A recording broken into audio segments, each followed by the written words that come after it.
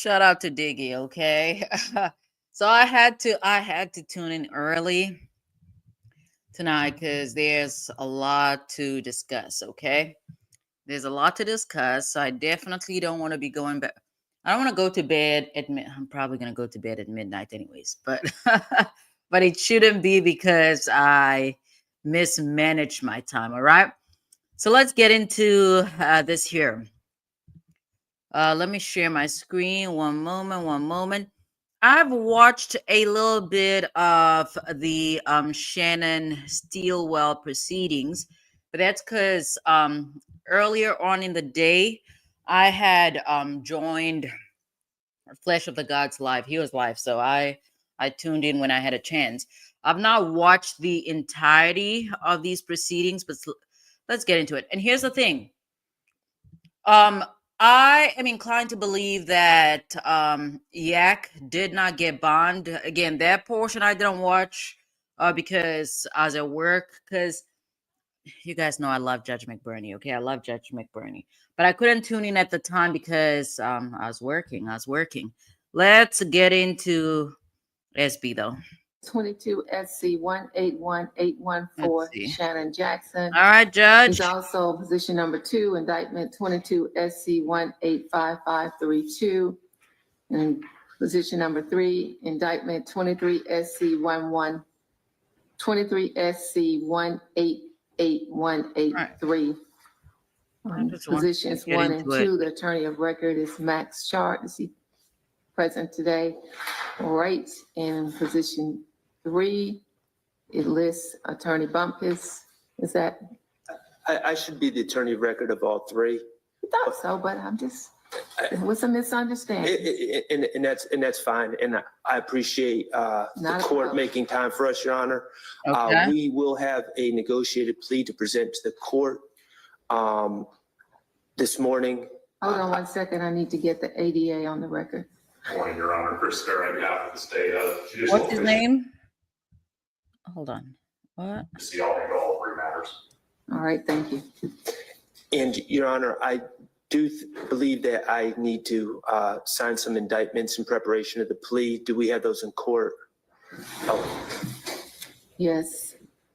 All right, I'm gonna fast forward through all. Before me today. All right, Mr. Bumpus. Mr. Bumpus, ready to go home? Okay. Good morning, Mr. Jackson. Good morning. As you stand before me today, you are here on 3 indictments. Indictment 22 SC 181814. Indictment 22 SC 185532. I really want to get through. Indictment 23 SC 188183. How do they? Oh no, I'm trying to figure out how they number their indictments, but it's not important. Understanding in consultation with the state and your attorney is that we have a global resolution to all 3 cases. Is that correct? That is correct, Your Honor. All right. Hey, voice of reason. Hey, real thing. What's up? All right, and you're going to be entering a. Yeah, I decided to start the live early tonight because I was available. And then I also don't want us to make a habit of going to bed. Honestly, I don't want to make a habit of us going to bed too late, but I know I'm going to go to bed late, but I'm still, it's worth trying. Plea of guilty to certain charges in these 3 indictments. So if you will, I hope you all had a good day today. Raise your right hand. Do you swear or affirm that the testimony you're about to give is the truth, the whole truth, and nothing but the truth, so help you God? Yes, ma'am. I need for you to tell me your name and spell it, please. Shannon Jackson. I'm gonna. SHANNON Okay, put your hand down. Now, Mr. Jackson, the state has a series of questions to ask you. Okay. If you can. I'm gonna fast forward past this, Judge. That's exactly what I'm gonna do.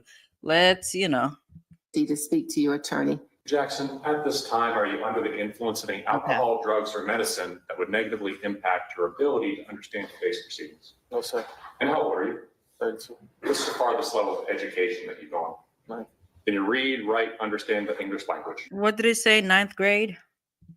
Yes, sir. And you're a little soft-spoken. Do you mind speaking up a little Yeah, bit? I was trying to figure that out. Like, what's going on? He's a little too soft. I mean, obviously, he is incarcerated. And yeah, I guess he's incarcerated. But but now that I think about it, I've not heard this man talk. I have not heard this man speak. So this might be how he speaks, right? I mean, yeah, I've heard Lizard Walk, Red Light, or whatever. As mentioned, not going to the studio again. But I have not heard him talk. So maybe this is just how he speaks. For Madam Court Reporter. All right. Now, do you understand that you were charged in case number 22 SC 181814 with possession of a Schedule 5 controlled substance, possession of a firearm during commission of a felony, possession of a firearm by a convicted felon? Yes, sir. You understand the maximum possible punishment on the possession of a Schedule 5 is up to 3 years in confinement. Yes, sir. You understand the maximum possible punishment on possession of a firearm during commission of a felony is up to 5 years, which would have to run consecutive. Yes, sir. You understand the maximum Crazy. possible punishment on possession of a firearm by a convicted felon is up to 10 years in confinement. Yes, sir. Now, you're also charged in resolving today case number 22 SC 185532, in which you were charged in count 1 with serious injury by vehicle. Oh, Two. shoot, I forgot. I was supposed to have a Judge Judy, I was supposed to have a Judge Judy video ready to go. Let me see if I can find it, because she does, the great philosopher Judith. There's something she says that kind of applies to this case, but let me Entering find it. auto with intent to commit a felony. Count 3, theft by taking. Count 4, failure to maintain insurance. Do you understand that as to count 1, the serious injury by vehicle? Okay, so Voice of Reason says, I think Max Short is one of the best defense lawyers. I was going to say attorney because I hardly ever say lawyer. I hardly ever say lawyers, but one of the best lawyers in Atlanta and the whole country. Wow, I'm really impressed with his work. Salute. Yeah, man, Max is fantastic. Definitely very skilled attorney, skilled trial attorney. He has done a phenomenal job. And I mean, this is obviously in comparison to the trials that we have seen over the last few years that have been public. I do not know. I'm just trying to think. Because if we go back to Johnny Depp, right? We have, what's up, boo? Oh my goodness, my kid's taking my phone. All right. So I'm just trying to go back in time. If we go to the Johnny Depp case, we had, I don't remember the man's name. Then he was represented by the old looking man, as well as what was the girl's name? The lady's name. I'm supposed to remember her name. What was her name? Camila somebody. Camila. I think her last name starts with a V. Valres? I think it was Valres.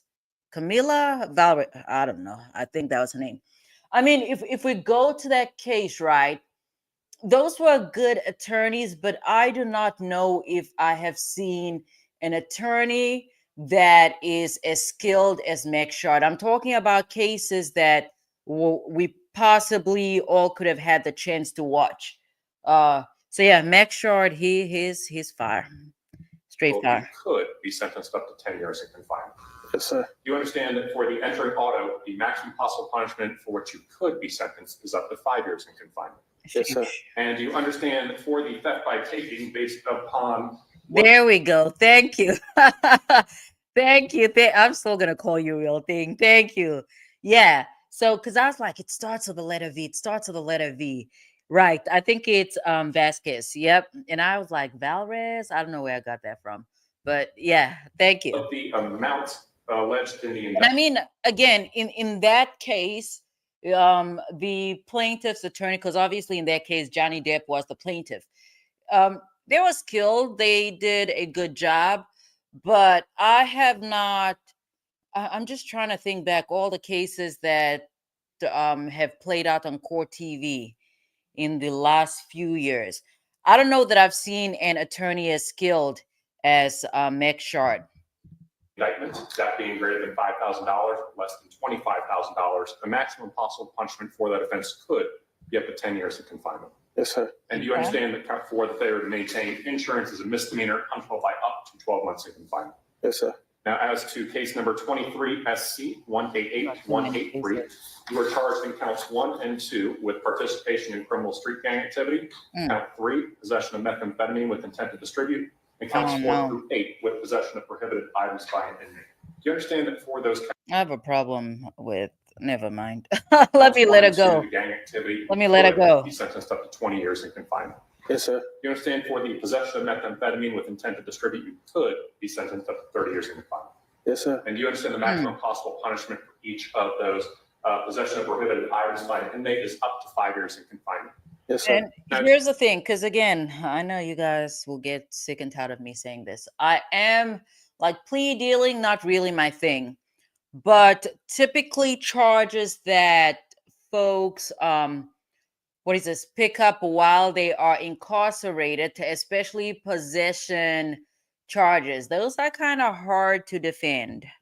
So Do you understand I definitely understand the chronicles of the Fulton County Blues over here. you have the right to plead either guilty or not guilty to any and all of these offenses? And if you pled not guilty, you would have the right to a jury trial. In which Under those circumstances, right? Most of the witnesses that the prosecution will be calling corrections officer, and under those circumstances, who do you think they're going to testify in favor of? Obviously, the state. So, yeah, under those circumstances, it's rare that you can have, I don't know, you can put on a decent defense. That's straight up conviction for the most part. the state would have to prove your guilt beyond a reasonable doubt. Yes, sir. Now, as your attorney, going over with you this form that I'm holding, the plea of guilty acknowledgement waiver of rights. Yes, sir. Approach there a little. I remember. All right. And do you have an opportunity to review this form, go over this form in its entirety, and do you understand this form? Yes, sir. Now, Mr. Shard, are you waiving any potential defects in this indictment on behalf of your client as well as formal reading of the He has indictment? to. So waived to both. And Mr. Jackson, do you need any more time with Mr. Shard? Are you prepared to move forward at this time? No, sir. And that's the thing with guilty pleas. That's why, again, if we're going to focus on the separation between factual truth and substantive truth, the biggest problem with guilty pleas is that, for the most part, criminal defendants do waive all the constitutional rights. So that's another problem that I have with Now, plea dealing. In relation to this particular case, I believe you've been arrested on all of these offenses. Do you understand? But I mean, for the most part, most people are going to take time served as opposed to, rolling the dice and possibly ending up with, I don't know, 10, 20, 30 years. That if you enter this plea, that this also can be used in the future. It's what we call recidivist punishment, which means that if you got in trouble down the road, Right. a court could look and see these convictions and therefore go ahead and sentence you to something greater than it Right. normally would. Do you understand that? Yes, sir. You also understand there could be what we call collateral consequences to this plea. What I mean by that is that this can have a negative impact on, say, your ability to vote, your ability to have gainful employment, things of that nature. Yes, sir. Mr. Jackson, are you a United States citizen? Yes, sir. And do you understand? Yeah, I have a problem with that question. We'll go back. Hold on. Is that this can have a negative impact on, say, your ability to vote, your ability to have gainful employment, things of that nature. Yes, sir. Mr. Jackson, are you a United States citizen? Yes, sir. Yeah, And you understand I this have is a a negotiated problem. plea of guilty. Where do I pause? I have a problem with that question because the DA is not assistant, ADA, is not really supposed to be asking the defendant if they are a U.S. citizen. That is not the correct standard. They're basically supposed to advise them that I am literally, this is how it typically goes. I'm not going to ask if you are a citizen of the United States or not, but I need to advise you that if you do plead guilty or proceed with this guilty plea, these are the consequences, right? So that comes from, what is this? It's a I want to say recent, but it's not that recent. It's probably over 13. What year is this? 2024. So it's about 14 years ago or something along those lines. But this comes from a case, a Supreme Court decision of Padilla v. Kentucky. Okay. What happened in that case, or at least what the Supreme Court ruled in that case, was that criminal defense attorneys must advise non-citizen clients about the deportation consequences or risks of their guilty pleas. So it's wrong, not to say that it's wrong, but it is improper in my eyes to, because typically this is not just applying this just does not apply to Shannon. Okay, this is a statement that is read to any and every criminal defendant that appears before each and every criminal court in the United States, because it's a Supreme Court decision. So for circumstances where an individual is not a citizen, that could be a difficult question to answer, and it may even be embarrassing. So that is not the proper way to do it. He's not supposed to ask if he is a citizen or not. He's basically just supposed to say that if you proceed with these, with this plea agreement and you're not, a citizen or whatever, you do run the risk of being deported. And there, I'm going back to the jurisdictions that I've practiced in as a public defender. Typically, some offices, it really depends on how large the office is. Some offices do have attorneys that specialize in immigration law. But some of the, I'm trying to go back. You guys, you know that I'm a serial job quitter. So I'm a serial job quitter. So I'm just trying to, figure out, I'm trying to place myself in time. But there are specific organizations. This is not legal advice. I'm just talking about how it works in practice. There are specific organizations that we were required to bring on board when dealing with a with a client, or right, a client that runs the risk of of being deported if they do plead guilty to specific charges, right? And that, because there's certain I know I'm going off a little, I'm giving too much detail, but there are certain, because again, it depends on the state. In some states there are some, I want to say, violations. They're not really considered crimes. In specific states, I'm not going to mention the state because then you guys can figure out location. But there's some states where criminal conduct that would otherwise be a crime in a different state is considered an infraction, almost like a speeding ticket, for example.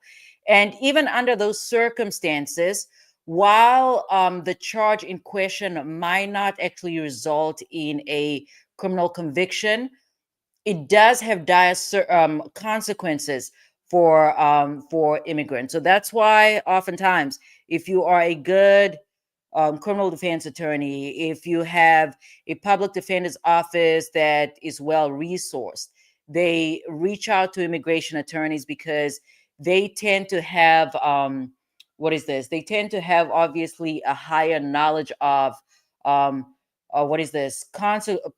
consequences for when criminal defendants plead guilty to crimes. Anyways, that was my biggest thing with the whole plea colloquy. I did not like that question.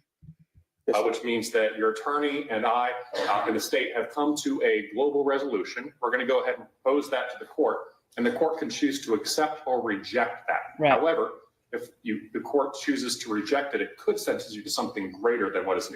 So let's see what's going on here. So Allie says, just coming through to say shout out to the fam.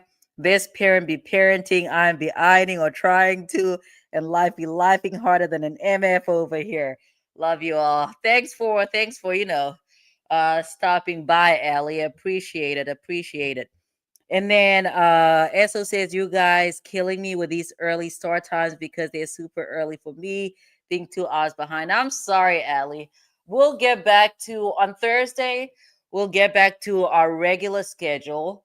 But tonight, I need to try tonight and tomorrow night. I need to try and get sufficient rest. I need to get my mind right because I have a deposition on Thursday, and they're bringing big dogs. Okay. They're bringing big dogs. They're bringing the best of the best. So I need to be sharp. And then Voice of Reason says, hey, Allie, parenting and ironing simultaneously, no problem. Take care of business. Maybe tomorrow evening. Yeah, tomorrow we might go early. Maybe 8:30 though. I think tomorrow probably 8:30. But as of Thursday, depending on how long the deposition goes, if I'm not too tired, we can definitely stay later. But let's get into this. Do you understand that? Yes, sir. Now, do you also understand that if you are under probation or parole, that this can have a negative impact on your probation or parole status? And to be Right. clear, this would not have a negative impact on the offense for which you just were sentenced, as all of these offenses occurred prior to entering this plea. Yeah. Do you understand that? Yes, sir. Now, do you also understand that because this sentence will also include provisions of probation, that you will have to comply with all of those terms of probation? I appreciate the love, Allie. I'll go probably for, maybe 10 if we're stretching at 10:30. But after that, I need to go iron. I need to get my mind right. Which also would include not possessing a firearm. Yes, sir. You also understand that possession of a firearm, aside from a probation violation, also would act as a new offense as you are convicted felon. Yes, sir.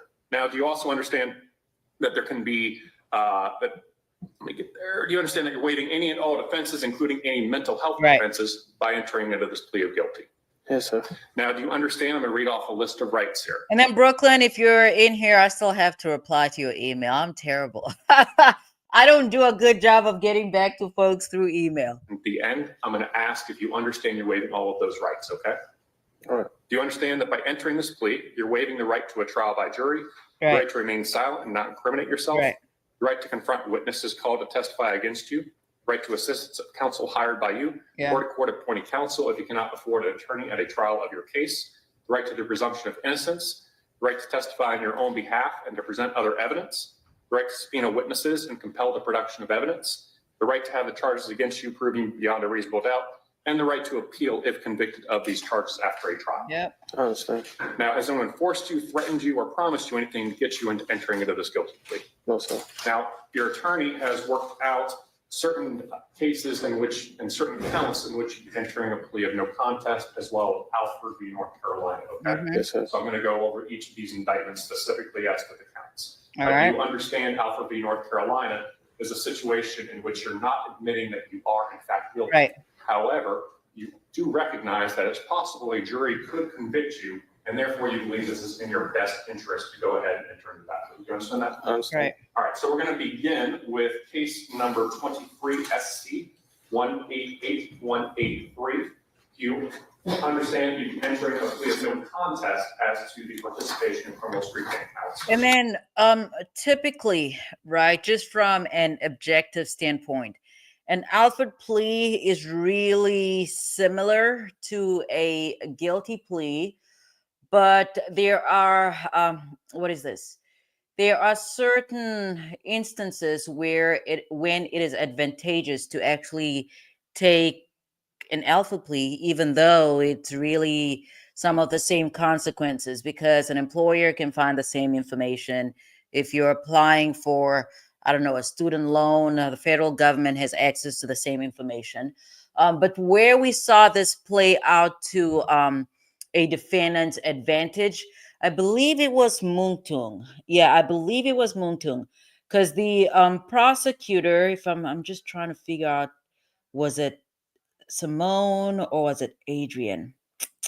I don't know. I would have to. I'd like to think I'm inclined to believe it was Simone, but under obviously, who's this?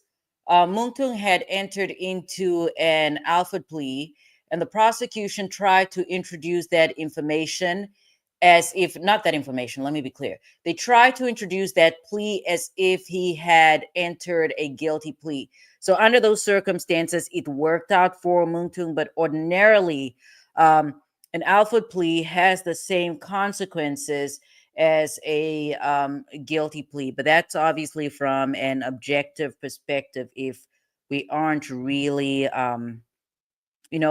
tearing them apart or, 1 and 2. Yes, sir. getting You into understand that you'd the- also be entering a plea under Alfred v. North Carolina in counts 3 through 8, which is the possession of methamphetamine with intent to distribute and Oh, possession no. of prohibited items by. Yes, sir. Now, do you understand as to case number 22 SC 181814, your attorney has requested, and the state is not objecting, to an Alford plea as to the count 2, possession of a firearm during commission of a felony, and count 3, possession of a firearm by a convicted felon. Yes, sir. And then that your plea would be a plea of guilty as to counts 1, 2, 3, and 4 on the 22 SC 185532, that being serious injury by vehicle, entering auto with intent to commit theft. I Yeah. apologize. Failure to maintain insurance. Yes, sir. Now, Mr. Sharp, Wait, understanding what did that they you say? I need to go back. Let's see. guilty as to counts 1, 2, 3, and 4 on the 22 SC 185532, And those are too many charges. that being serious injury by vehicle, entering auto with intent. Did you say what? 22 SC 185532, that being serious injury by vehicle, entering Oh, serious injury by vehicle. auto with intent to commit theft. I apologize, you know me, I'm an owner. By taking failure to maintain insurance. Yes, sir. Now, Mr. Sharp, understanding that you negotiated these with other attorneys and sort of standing in place, that I fairly accurately summarized the counts for which are the no contest as well as the offer. Yes, sir. All right, understanding all of that, how do you wish to enter your plea? Guilty. All right, and could that be guilty as to on the 22 SC, the serious injury by vehicle, the entering auto with intent to commit felony, theft by taking and failure to maintain insurance? Is I that? don't know. I'll have to look up that specific charge in Georgia because they're saying he did what? As Like, to what on are the the facts? 22 SC, the serious injury by vehicle, the entering auto with intent to commit felony, theft by taking and failure to maintain insurance, is that guilty? Yes. As to the 22 SC 181814, which is the possession of a controlled substance, the possession of a firearm during commission of a felony, and possession of a firearm by a convicted felon, as to counts 2 and 3, is that under Alfred v. North Carolina? Yes. And then count 1, the possession of a Schedule 5 controlled substance, is that guilty? Yes. And then as to 23 SC 188183, counts 1 and 2, the participation in criminal street gang, what is your verdict, or what is your plea? Criminal street gang. And the counts 3, possession of methamphetamine with intent to distribute, and then the counts 4 through 8, the possession of prohibited items by an inmate. What is your plea? Guilty on the Alpha. And is that Okay, so let's see. Voice of Reason says tonight towards the end of this live, if you have time, I have general basic lawsuit questions, kind of off topic, but it may help me and others to get the information for the future. Yeah, absolutely. I mean, how far are we in this video? Because I'll play this and then I'll play. Honestly, I'll share the link. Just come up here whenever you feel like it. So, because I don't want to forget. So there's the link, and then you can, come up here, ask your questions as we go along, and let's take it from there. that plea freely and voluntarily given with full knowledge of the charges against you? Yes. Do you understand you would have only a limited right to appeal this guilty plea conviction? Yes, sir. And do you understand that for the felonies, you would have up to 4 years from today's date is to file what we call a habeas corpus, and that's if you wanted to challenge the constitutionality of this plea. Yes, sir. And do you understand that there is one misdemeanor on here, which is the failure to maintain insurance? You Okay. understand that you would have up to 12 months from today's date to also file the habeas? Yes, sir. I know. I have a question. I have a comment on that failure to maintain insurance. So I was randomly on Reddit, today. I don't do a good job of being on Reddit, but I need to get back on there. But that's my form of social media. So I was on Reddit, and they have, how when you're on social media, I think some folks on Instagram do the same thing, because sometimes my sister will be sending me some random posts. where did they have somebody that's supposedly an attorney that's giving advice on how to, I don't know, sometimes it has to do with airlines and my sister has sent me some information dealing with mortgages, and I'm like, yeah, if you follow what these folks are doing, you're gonna end up in jail. But in any event, so today, as I was on Reddit, I saw a post about how to save, something to do with insurance, and the advice was something along the lines of, "Oh, you need to cancel your insurance because you're being overcharged." And I'm like, yeah, if people follow this right here and end up on those roads, they're going to end up with some criminal convictions. Your Okay. Honor, I'm going to go ahead over what the factual basis is at this time for each plea, if it All pleases right. the court. I'm interested in Judge, this. I will begin with the serious injury by vehicle case, which Okay. is the 22 SC 185532. So, real thing, it's not an entire it's not an entire, what is this? It's not an entire episode, but I do have a clip that I want to share because I don't know. Uh I'm still, obviously, I have been very, I'm not even going to say that I'm ambivalent because this Bumpus, Shannon, Stillwell marriage has nothing to do with me, none of my business, okay? Nothing to do with me. But there's a comment, I watch a lot of Judge Judy content. It's been a while, but most of the subscribers that I have on this channel, and even the 9 million views or whatever, are from that Judge Judy, Judge Mathis content. But she does say something very interesting in one of the cases, which I think applies here because, again, as I said, none of my business. Folks have gone on to get married to, other individuals with, other individuals with, what is this, criminal convictions. Some folks, there's a, oh, I think I'm the only person on here that watches the WNBA. So I was gonna ask a question. I don't know if anybody knows the answer, but there's a, I think it's Maya Moore. Is it Maya Moore? There's a WNBA player that went on to get married. This was national news probably 2 or 3 years ago. Maybe not national news, but I don't know. Stuff like that happens all the time. I talk about during my time as a prosecutor, one of the prosecutors ended up, getting with uh, one of the defendants, right? But that was after the fact. And they've gone on to have a good, I mean, I've not seen those people in a long time. But from what I recall during that time, they appear to have a sound relationship. And he was not in any more trouble. But I don't know. I don't know. I have questions. I have questions. I have questions. It's still none of my business. That's why I'm not even going to say I'm concerned because it's none of my business. But Judge Judy and I are nosy and we have some concerns. And Voice of Reason says Shannon is a changed man. He may very well be, but sometimes, uh, the spirits can never leave you alone, if we put it that way. What's up, Brooklyn? Brooklyn, I had a message for you earlier. I don't know if you're listening or not, but I'm just apologizing for my late response to your email. But I'm thinking that if Monday works for you, I'll put this in an email sometime this week because I'm off on Monday. So if Monday works for you, we can, definitely have a phone call. Otherwise, the 24th, the 25th, those are good too. Had this case proceeded to trial, the evidence would show that on June 7th of 2021, Okay. Law enforcement responded to a motor vehicle accident on I-85 All right. at Metropolitan Parkway, that location being inside of Fulton County. Mhm. Judge, it was determined that this defendant was the at-fault driver in Okay. a motor vehicle collision that did result in the victim sustaining a fractured arm. Okay. Judge, there was a bystander that attempted to render assistance. Mr. Jackson then did leave from Okay. the scene in that bystander's vehicle without permission. That vehicle Wait, what? being greater than $5,000. Hold on. What? hold on.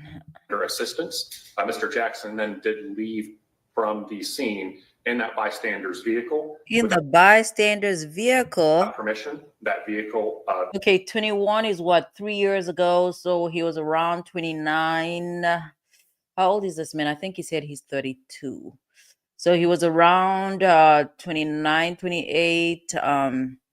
I don't know. It's after 25 years old, so I don't know. Being greater than $5,000, but less than $20,000 in value. Thanks for understanding. The defendant also did not have valid insurance at the time of the motor vehicle collision nor the departure from the scene. Judge, as to case number 22. I was going to say something about insurance here, but I stopped myself because that actually would have counted as legal advice. So SC 1814. Had the case proceeded to trial, the state would show that on October 27th of 2020, law enforcement with Atlanta Police Department responded to a address on June. Okay, we're just thinking a little bit. Let's think a little bit. So Shannon has been in custody since, I think it was 2021, or was it 2022? I don't know. I'm not going to call them concerns, but I don't know. Beauty Lane, which is located inside of Fulton County.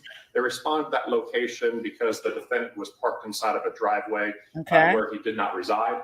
Okay. Upon approach, law enforcement observed what appeared to be a prescription bottle. Judge, a canine came around and positively tested, positively alerted as to contraband inside of the vehicle. The defendant was a convicted felon at the time. Law enforcement was able to locate a loaded firearm inside of that vehicle. Judge. Yeah, and this is, I don't know. If I don't know. Trying to think. Let me stop myself. I don't know. We'll play Judge Judy, and then we'll get back to, because there's a difference. There's a distinction. There's a distinction between being married to somebody that deals in drugs and being married to somebody that actually consumes drugs. Okay, because those are two different things, and you're going to, get into two different types of, I don't know. For a drug dealer, I'd like to believe that a drug dealer can go on to, do other things. They can go on to, I don't know, become mechanics, rappers, find other avenues. Oh, I watched Snow on the Bluff last night. Okay, I watched Snow on the Bluff. It was my first time watching that. My man picked that out because he knows that I like, I like watching a mess. Like, I hate movies. I don't like watching movies because I just don't have, they don't always, sustain my interest. But I watched Snow on the Bluff. What I liked about it is that it's more of a vlogish docu-series type of movie, right?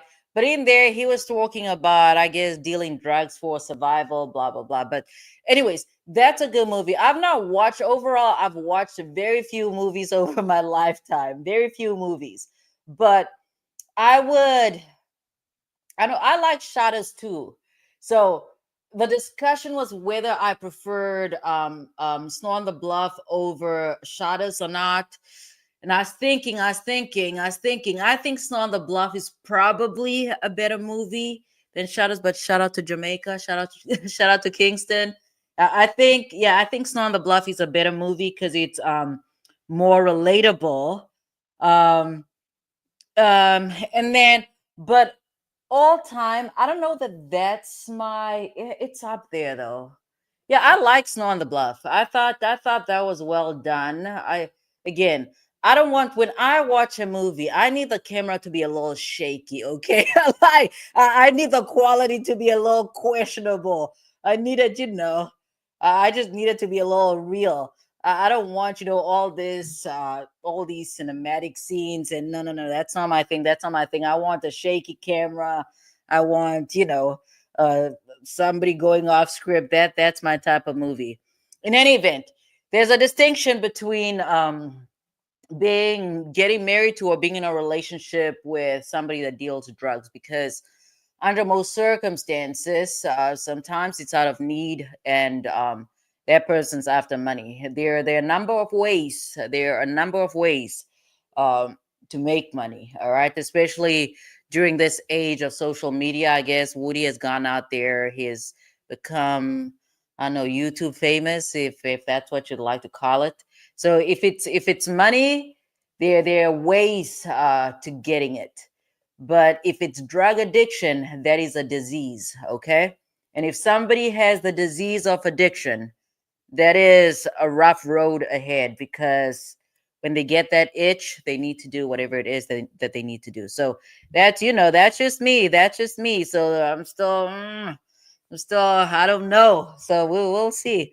I'd like to see how this union plays out. In addition to locating promethazine, which was the Schedule 5 controlled substance. Okay, let's go back. And Judge, finally, as to case number 23 SC 188183, while the defendant was at the Rice Street Jail located inside of Fulton County on March 29th of 2023, law enforcement conducted a search inside of his cell. Okay. The judge, that was a shared cell. Okay. And located inside of that cell included a cell phone. The pills that tested positive for methamphetamine. Okay. Just the quantity would be consistent with the intent to distribute. Okay. As well as a shank, which is often used in either self-defense or to be the initial aggressor or primary aggressor, depending upon what data is at Rice Street. Protection. And Judge, possession of Apple AirPods and an iPhone as well. Judge, I'll begin with what the negotiated recommendation is on case number 22 SC 185532. That's the serious injury. All right, so now we all know. I'm gonna mark my calendar. Brooklyn's birthday is March 11th. Do I know? I don't actually know people born in March, do I? I don't think so. Not personally, but we'll add it somewhere here. Injury by vehicle. Judge, the state's recommendation on count 1 is 10 years to serve 3 years. Okay. However, that 3 years is commuted to time served. All right. Count 2, the entering auto with intent to commit a felony, is 5 years probated to run consecutive to count 1. Count 3, theft by taking, is 5 years probation to run concurrent with count 1. And count 4, the failure to maintain insurance, is 12 months confinement commuted to time served. Okay. Judge, as to case 22 SC 181814, possession of a controlled substance, that judge recommendation is 3 years commuted to time served. As to big shout out to junior co-counsel. count 2, that would have to run consecutive to count 3. So count 3 would be 10 years probation. And count 2 would be 5 years probation to run consecutive, for a total of 15 years probation. I believe my understanding of the. Yeah, no, real thing. It is a possibility. I've seen people gone on to do it, but it just takes a lot. It takes a lot. It takes a lot out of the individual. It takes a lot out of their support systems. But the other thing that I really wanted to touch on is integration or reintegration. Okay. So I think we'll save that. Let's save that for the very end, right? Because for folks that have been away for some time, even if it's 2 or 3 years or whatever, when they get on the outside, circumstances are just different. Things don't always remain the same. And it's not just that. Even for folks that have relatives, and I'm not talking about significant others, right? Just relative. Think uncle, aunt, I don't know, father, mother. When these folks come home, even in outside of romantic relationships, outside of interpersonal relationships, folks just come back different. That is just the reality, because upon incarceration, it's a completely different world, right? And the outside, completely different world. And it does take a lot of time for people to integrate back into society, for people to let their guards down. Because I would like to believe that for folks that are incarcerated, you probably have, or they probably had their heads on a swivel 24/7. Because you don't, I mean, a place like Fulton County, I'd imagine that that's probably the atmosphere when you are in there. But let's get on, because you guys know I can talk and talk and talk. Recommendation was that was going to be 10. The count 2 is going to be Yeah, 10. but I mean, I obviously think about cases, or at least I cover criminal cases in or I hope I do, that I cover aspects that are completely different from what other attorneys and I guess reactors do on here. But that's because at heart, I'll always be a public defender. Shout out to all public defenders. I know, big shout out to all public defenders. Uh, so that's what I try and do. I try and consider or look at these cases from a different perspective, not just from the perspective of, hey, Shannon got not even bond, he entered guilty pleas, he was sentenced to time served, he gets to go home. But the reality of that is, on the outside, things do tend to be different. And if we have to, even with this union, I don't know, because you get married while one person is incarcerated. Sure, you probably had collect calls, you've written letters, you've and I would just like to believe, and I would like to believe that it's different to yeah, it's different. Let me leave it there. Let me leave their business alone. To All right, come serve on. 3 commuted to time served balance on probation, as opposed to 10 years probation. I will defer to you, as you were the one actively involved in negotiations on this one, Mr. Sharp. Okay, so if you just go over those again. Dang, Jasmine, you did not like Snort the Bluff. I don't know. Is he still around? And for the record, for count, for 22 SC 181814. Count 1. Is possession of controlled substance, that would be 3 years commuted to time served. Count 2 would be Yeah, Jasmine, did you make it to the courthouse or not? 10 to do 3 commuted to. You can't do that if you're going to do count 3, because count 2, possession of a firearm during commission of a felony, is a mandatory consecutive. So you would have to have count 3, the possession of a firearm, at some period of time. So statute minimum of 1. Okay. So if we're going to get there, man, I don't have the indictment in front of me. I think what I meant to say is count 3.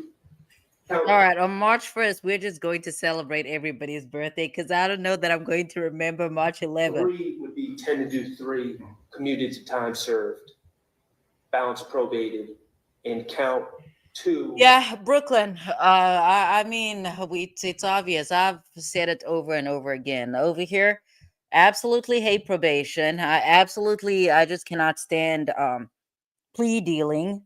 But under these circumstances, the charges, I don't know, for charges that defendants pick up while they are incarcerated, a lot of those are usually hard to beat. So under these circumstances, I would understand why he would, SP would take the pleas or enter into the pleas that he entered into.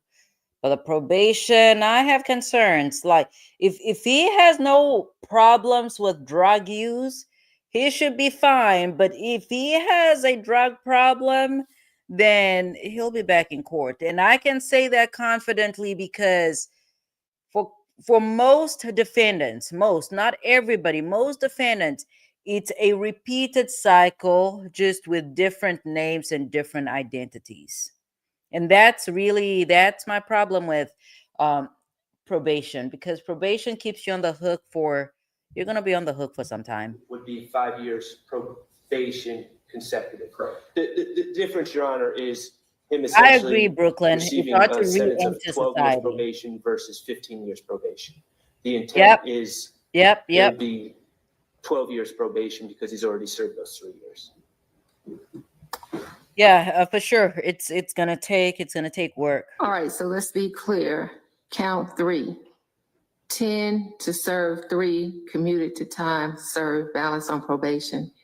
Count 2, 5 years probation consecutive to count 3. Yes, Your Honor. Yes, Your Honor. And count 1, 3 years to serve commuted to time served. Correct, Your Honor. Yes, Your Honor.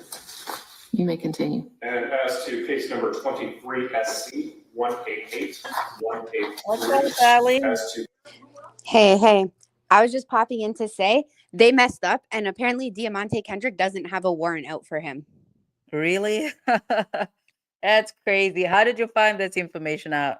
Don't worry. Oh, okay. No, I 'cause know someone who not- knows someone who knows someone who might know someone who, you know. Oh, okay. Man, thank you for the exclusive. Allie's always up here with some exclusive info from the CEOs and the federal government. Yeah. So I'll have to take a look at that because I did not actually watch the proceedings in Judge McBurney's courtroom today. So yeah, I'm we'll gonna say that he allegedly doesn't have a warrant out for him for out of state or wherever, but Mhm. I'm pretty sure the person where I got it from is pretty sure. But yeah, okay. it's We'll not take like, a look into that. it's not like he was released right now. So I mean, who knows? Yeah, But yeah. something to look into. Yeah, but I'll tune into we'll tune into Judge McBurney, but I think around January, February, you guys, I won't have a lot of time, but I should have sufficient time to be able to, look up stuff before I come on here. So Are you Big gonna cover the YNW Melly retrial? bruh, listen, if we go on my playlist right now, I was bumping Free Melly, okay? I need to bring up my playlist.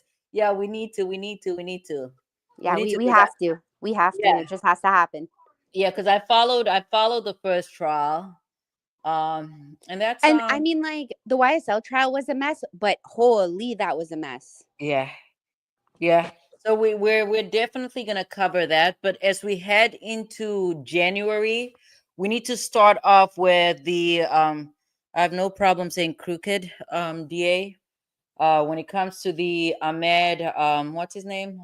Aubrey, I don't know. I'm mispronouncing his name, but we're going to be in Georgia for a little bit. We'll be in Georgia for a little bit. So let's see. All right, let's go in here. Man, I really need my glasses. So what do I- When you're covering cases, you have to let me know which ones you're covering, because I might have information from someone who knows someone who knows someone who knows that person. Big shout out to the federal government. Shout out to the federal government. Yeah, we're gonna start. I don't know. I think I saw the chat that you created. I don't see Jasmine on there though. But yeah, we'll have it. I'll plan everything out. Next Monday, I'm not working.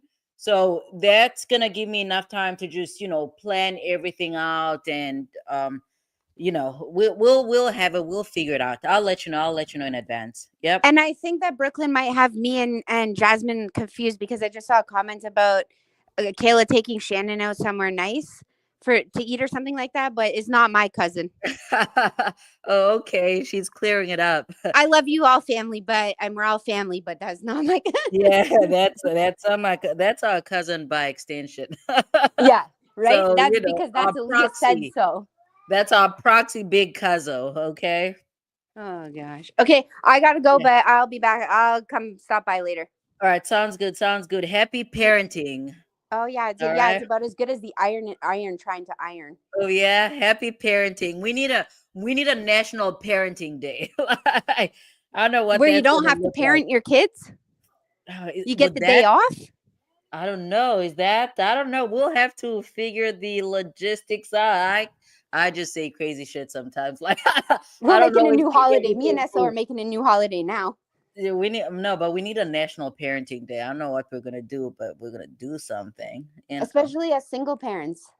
Yeah. We need something out there. We need. I don't know. I actually don't know. Maybe we need to meet up. That's when we meet up. Have a national parenting day. And then all the people who don't have kids watch our kids. I'm not letting strangers watch my Zeta. Like, Are you kidding no. me? Could you? Aaliyah would have them Oh tied yeah. up. She'd be running them around. Oh my But I god. mean, it's just family. If it's just family, sure. We're, yeah. Okay. All right. Okay, Let's I'll hop back on later. all right. Let's get into this. Let's get into this. They all would be a concurrent 5 years to serve 2 years, the Okay. 2 years commuted upon time served. All right. Judge, there are specific conditions that would go with these cases. Specifically, Judge, there was a negotiated from the trial division for a banishment from Metro Atlanta area as a condition of this sentence. He is to All right. So, real thing. When you come up here, hopefully you remember. When you come up here, I'd like you to express what you're. I'm just gonna share the link. You can come up whenever you want to come up, but I'd like you to express what your concerns were regarding Yak. What is it about his situation that made you? I wouldn't say apprehensive. That kind of gave you pause.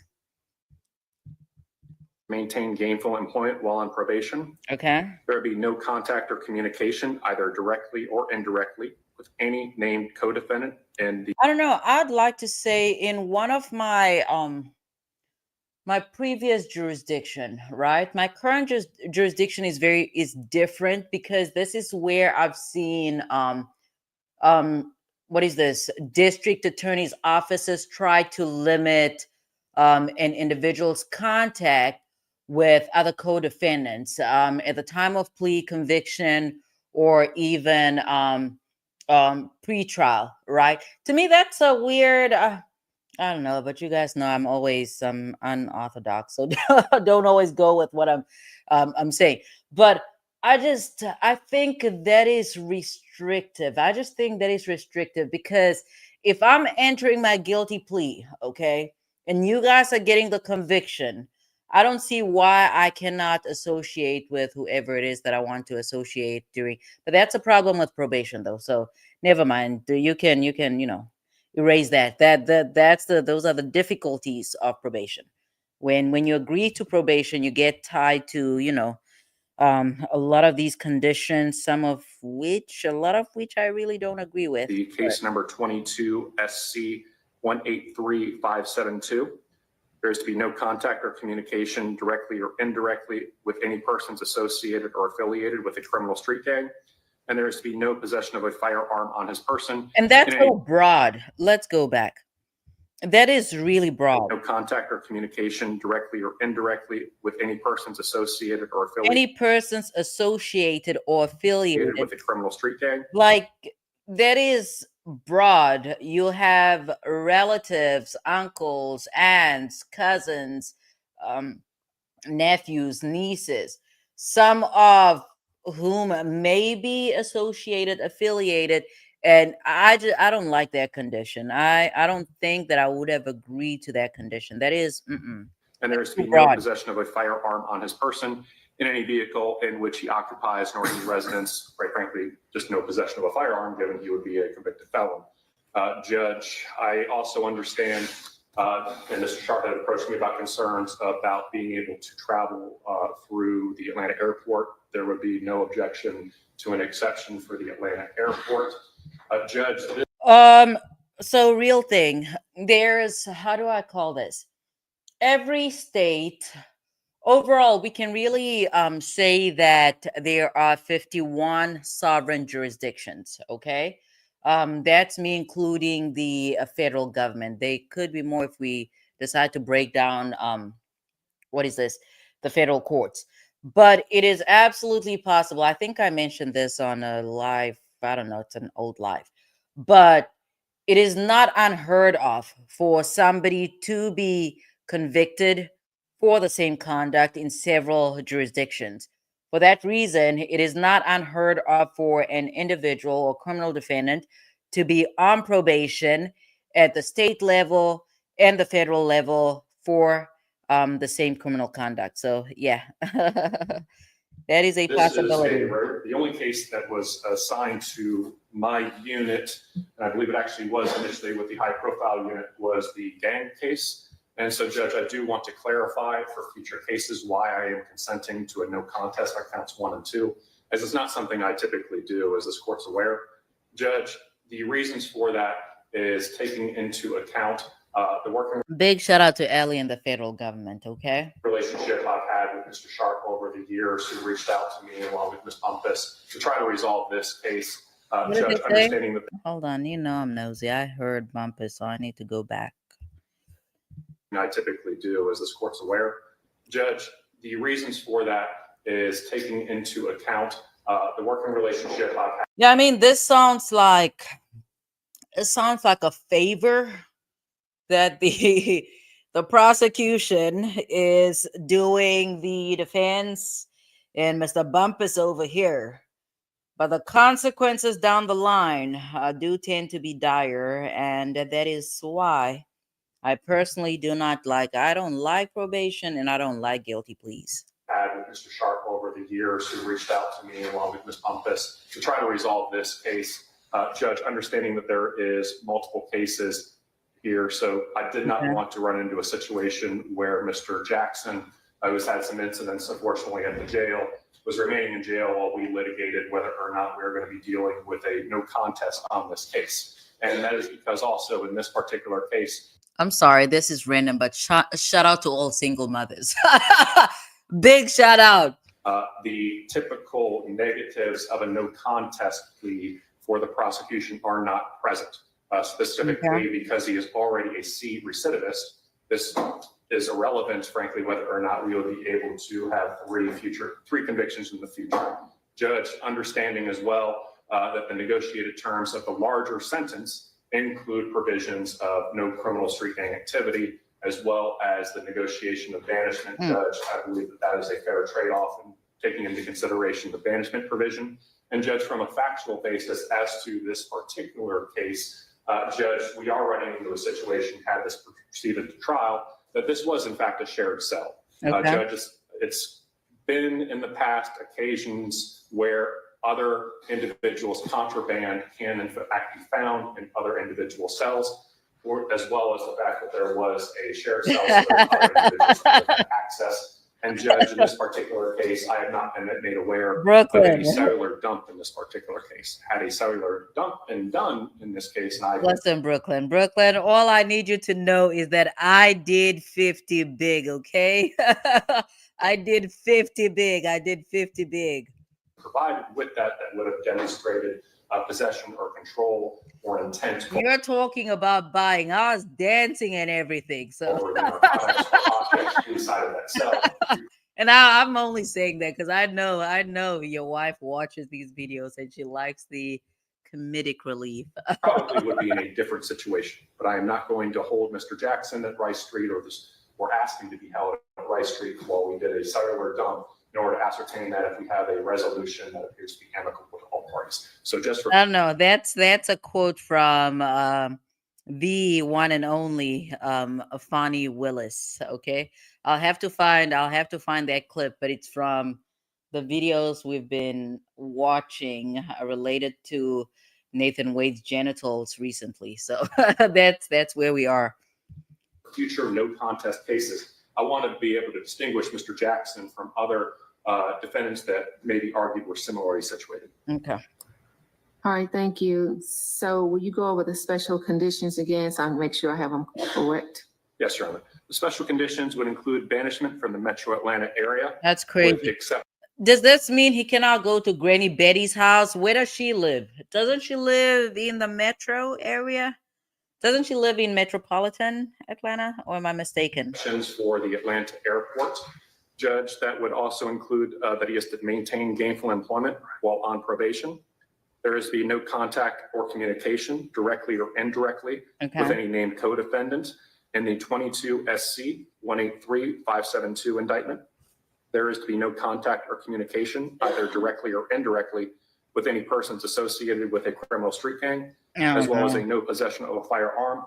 I do understand it may take a little while for him to be able to sort out the interstate contact. Hey, What's up?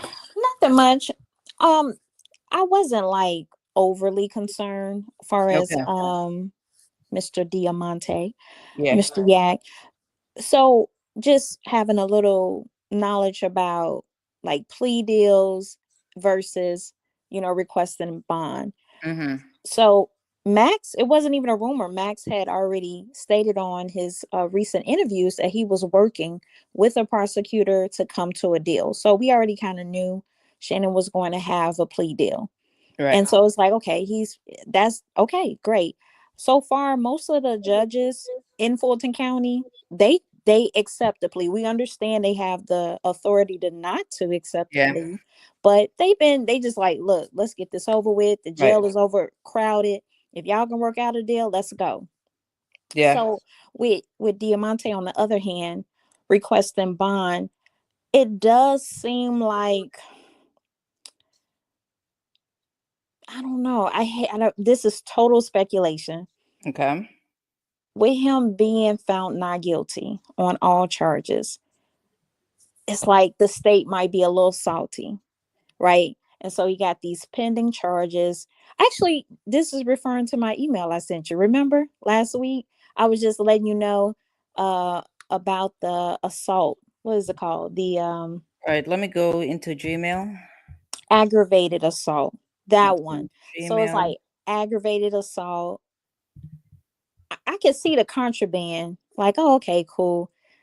Like, okay, a judge will, I'm not saying it's okay, but it's kind of minor. Like, oh, okay, y'all got a cell phone. Obviously, somebody brought it in there. We know who is probably bringing that in. So, okay, he Who has was? some contraband. But I was more concerned about the aggravated assault. But once Judge McBurney said, "Oh, he has a warrant," that changes things. That Yeah. makes things a little more complicated. I already knew, like, Right. dang, Right. dang. So let's see. I'm trying to read. I'm trying to read this email, but I cannot see because of this astigmatism. Oh, it's okay. I was just letting you know that Okay. he had the those two charges, the aggravated assault and the contraband. The Yeah. bond hearing was going to be this week before your favorite judge in Fulton Right. County. He seemed to be leaning towards okaying the probation because, I mean, number one, he was found not guilty on all Mhm. charges that he was arrested for. He Right. wouldn't even been in there if he was given a bond initially. So he wouldn't even been there to rack up these charges. And like Kayla said, well, it's kind of a guarantee. Once they go on Right Street, it's kind of hard not to have Right. another charge. And I know you said, well, it's about self-control. Yes, but honestly, I never want to know nothing about what that life is, but what does an inmate do if someone is like trying to bully them? We heard Oh, that. that is the distinction that I was drawing. Okay, Okay. thank you. My problem with SB's charges that he, picked up while he was incarcerated. At the time, my focus was on the drug charge. Okay, the drug charge to me that is different. You pretty much have to um, engage in voluntary conduct to come into possession of drugs in while you're incarcerated. As far as fighting in jail, that's going to happen. Okay, that is when it comes to fighting, it's almost guaranteed to happen in a place like Fulton County. So Thank you. that's a distinction that I'm drawing. Thank But you for making that distinction and clarifying. Thank you so much. yeah, Yeah, I see what you mean. Yeah, or even you can even make an argument about contraband. I mean, it's so tempting to know that you could get a phone, and have your own private car. It's so tempting to be like, you know what? No, I'm not gonna get a phone because if I get caught with this phone, that's yeah. another charge. But there, I can. It's so hard to resist that. But self control can be like, you know what? No, it's not even worth it. Yeah, there's certain things that folks have control over, and then there's certain things where you just have to fight because you have to fight. So that's where I draw the distinct. But one thing you'll find out about me, real thing, I have a serious problem with drugs. Like that to me, like I understand drug addiction. A drug addiction I can excuse. Drug dealing, I don't know. I don't know. I that one I'm on the fence about. Can About you drug talk about that just a little bit more? Because I mean, it could be for so many reasons. Like, Some people have an issue with it because they know it's harming. Like they're selling what they consider is poison to someone else, another human, for Right. their personal gain. And some people feel like, no, I don't like that they're choosing that to make their money in a legal way as opposed to just getting a job like a good citizen. What's your issue with it? To me, my issue with drugs is really what I consider to be pollution on the mind. So that's the struggle with me. Like I get everybody has to make money and you know, but to me, feeding that to your own some folks feed it to their own relatives, their own communities. I don't know.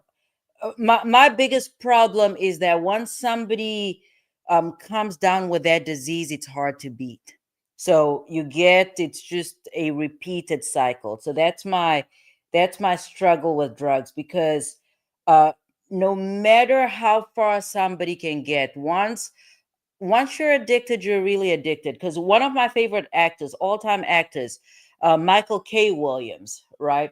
And the reason why he is on my mind right now is because after I watched Snow on the Bluff, I literally went to go look up what is this? I went to go look up the movie, try to see the directors and the writers, and there was no writers, no writers in that movie. It was just, I guess, impromptu. But Michael K. Williams was one of the I don't know if you don't know Michael K. Williams, he played Omar in The Wire. Okay. And The Wire to me is greatest television ever, ever, ever. We cannot compete with what is it? Breaking Bad and all those other series. But to me, again, addiction hard to beat. Once you introduce it to somebody else, it just doesn't stop. I mean, if you think of, and it pollutes the mind. If you think of, and I mean, even alcohol itself is a drug, and I do enjoy a beer. But even that said, I mean, some folks do actually get addicted to, alcohol and they end up doing a whole bunch of stuff. But I do have a serious problem with drugs. I'm not suggesting that it's easy for folks to go to a McDonald's and find a job because that's not everybody's reality. But I have a problem with the repeated damage that we see over and over again. Because um, I think some attorney roles are glamorized, okay? Um, because to me, a lot of the prosecution's work is really trauma work. A lot of criminal defense, public defense trauma work, unless all you're doing is, I don't know, traffic tickets or something. But firsthand, right? We are just getting a glimpse, a little bit from the trials that we watch here. We get a glimpse of what certain communities are like or what people have to live with. But when you are actually a prosecutor, you see the impact of it's not there are a lot of contributing factors, but drug addiction is a huge factor. You find folks that cannot take care of their kids, and as I'm talking, I'm just going over some of the heinous crimes that I've actually seen, and some of the behavior that I got to read about that folks have engaged in. But drug dealing, no, no, no, no, no, no, no, no. I cannot. Yeah, drug dealing. To me, it's just unexcusable because again, when I'm speaking, I'm relating to things that I've actually seen. And it's just a repeated cycle. If it was something that folks could step in and out, then sure. But the aftermath of the devastation from drug dealing, I cannot excuse that. I cannot excuse that type of behavior.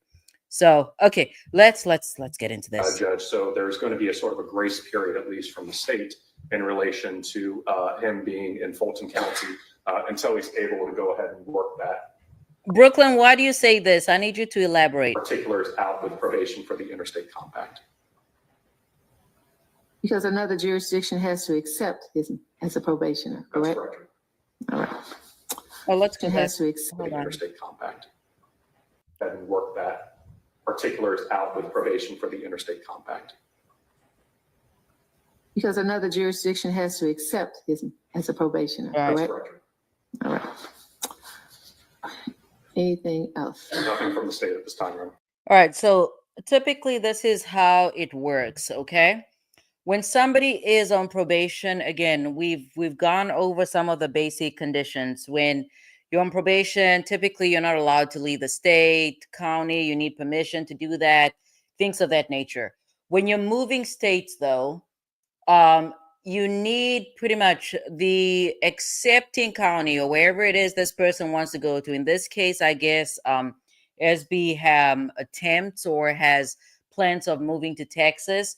If that's the case, the probation department in whatever county that they're moving to will have to accept to take on Shannon as a probationer. For felonies, it's usually not problematic. You run into problems for misdemeanors because misdemeanor probation is usually for a short period of time.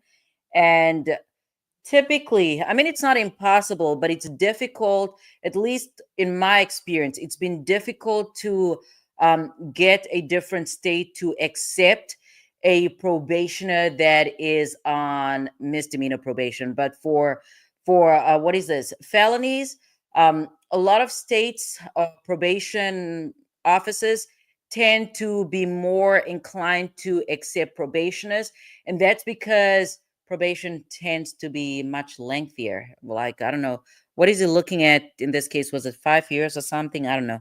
I have my numbers mixed up, but under those circumstances, it does not make sense to keep an individual confined to a specific state if they could potentially do better in a different state. So, All right, anything from defense? Your Honor, I okay, would just what did he have to like you say? to know that Mr. Jackson is 32 years of age. His father is present here in court. His father works an honest job for an honest living. His wife is also present in court. Shout out to Mrs. Jackson. Let's hear that again. The wife is in court, baby. A wife, you guys know I'm with a mess. So let me hear that Is again. present here in court. His father works an honest job for an honest living. His wife is also present in court, supporting him. He has 4 children, and so a lot of these. Yeah, and voice of reason. It is trauma work. People don't think about it from that perspective, but a lot of times these prosecutors and there are certain states. We're going to talk a little bit. I know I'm always talking about workers' compensation because that's what I currently do. There are certain states where how do I phrase this? There are we're talking about workers' compensation. Okay. So workers' compensation is basically somebody getting injured on the job, and it can be a physical injury or a psychological injury. Okay. So from the perspective of a police officer, I believe corrections workers as well. I don't have the statute in front of me, but I'm just trying to think.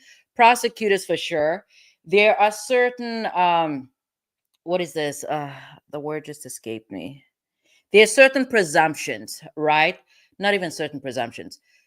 In my state, when it comes to workers' compensation, okay, there's a presumption that a prosecutor that has a psychological injury, there's a presumption that they were injured on the job, that they, came down with trying to think, depression, anxiety, I don't know, schizophrenia. That's a little difficult to prove based on under those circumstances. But typically, people that work in a lot of traumatic arenas, because that's really what it is. I'm telling you, I used to be a prosecutor. Day in and day out, you're introduced to the not so good aspects of human beings day in and day out. And that's why even when I come on here, I don't bash I mean, Fulton County does deserve to be bashed, but I still don't do it because it's a difficult job, and above all, it is an important job. Because folks should not. It's not just that folks should not become desensitized to crime, but people also have to realize that at the end of the day, there are victims to a lot of what we are, in fact, seeing here on these court cases, even when we're saying free X, Y, and Z. Okay. But it is a lot of trauma work. It takes, I know a lot of people that actually do see counselors and therapists because it's day in and day out of dealing with the rape cases where kids are minors. Like I've seen things that make my stomach turn. Even when I'm thinking about them right now, I've seen discovery that just makes my stomach turn.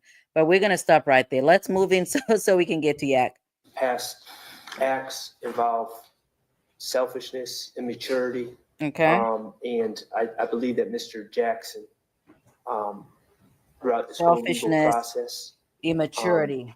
has So I guess that's probably what I would condense drug dealing down to a certain extent. It's selfish conduct. It's selfish conduct. But then again, that's just another aspect of being a human being. come to realize how valuable life is, and we only get one. And I think he wants to make everyone proud, all the supporters proud, and the people that have been here for him proud. So Yeah, I agree with that. I agree with that, Brooklyn. There's a case, I think it's one of the Carolinas. Is it North Carolina? Is it South Carolina? If we can go back in time, there's a man that was executed by, I think it was North Carolina. Was it South Carolina? I don't know. I'm going to keep saying that over and over again. But if we're going back, I think it's 2 months ago. No, this is December. I think it was 3 months ago. It was around the same time when Missouri executed, what's his name? Marcellus, forgot last name, but I think it begins with a letter W. A week prior to that, North Carolina or South Carolina executed a young man in there. And there were concerns about his initial conviction, okay? Because he was convicted. There were some doubts about whether he in fact engaged in the conduct that was alleged. But apparently they placed him in a cell. They placed this man that was just convicted in a cell with somebody that was in court for a traffic I don't know why. I mean, this is back in time. I still don't understand why anybody that's in court for a traffic infraction would be held in a cell. To me, that is release on own recognizance type of charge. But apparently, this man that was executed, eventually he executed somebody else. So yeah, I think they need to do a better job of separating folks. They don't always do it though. But then again, that's more of Allie's.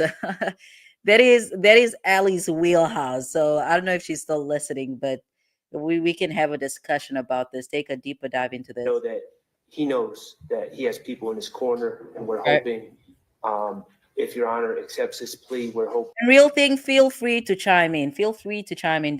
You don't have to be restricted to muting your mic. If you want to say something, definitely chime in. that this is something that we can all look back upon and say that this had a happy ending. Okay. All right, so I have a couple of questions regarding the banishment. Okay. We're not gonna go through that. Let's skip. Because that part I actually watched. I don't know how much I watched though, but the ADA goes on to say that this is a negotiated plea, so they're not changing any of that. Be it no contest or an Alfred plea or Hold on, let's skip. A lot of this I didn't watch, but I don't know. Is she? probation I guess she's sentenced to him, run concurrent yeah. with She sentenced him, but let's just get through. Let's get through the rest of this. What did they say about GED? Diploma. It is basically They a want him to get weeding a. out process and basically indicates to an employer that you know how to show up and do assignments in a time. But things are different now, okay? There used to be a time when everybody had to, find a regular job, go work for somebody else.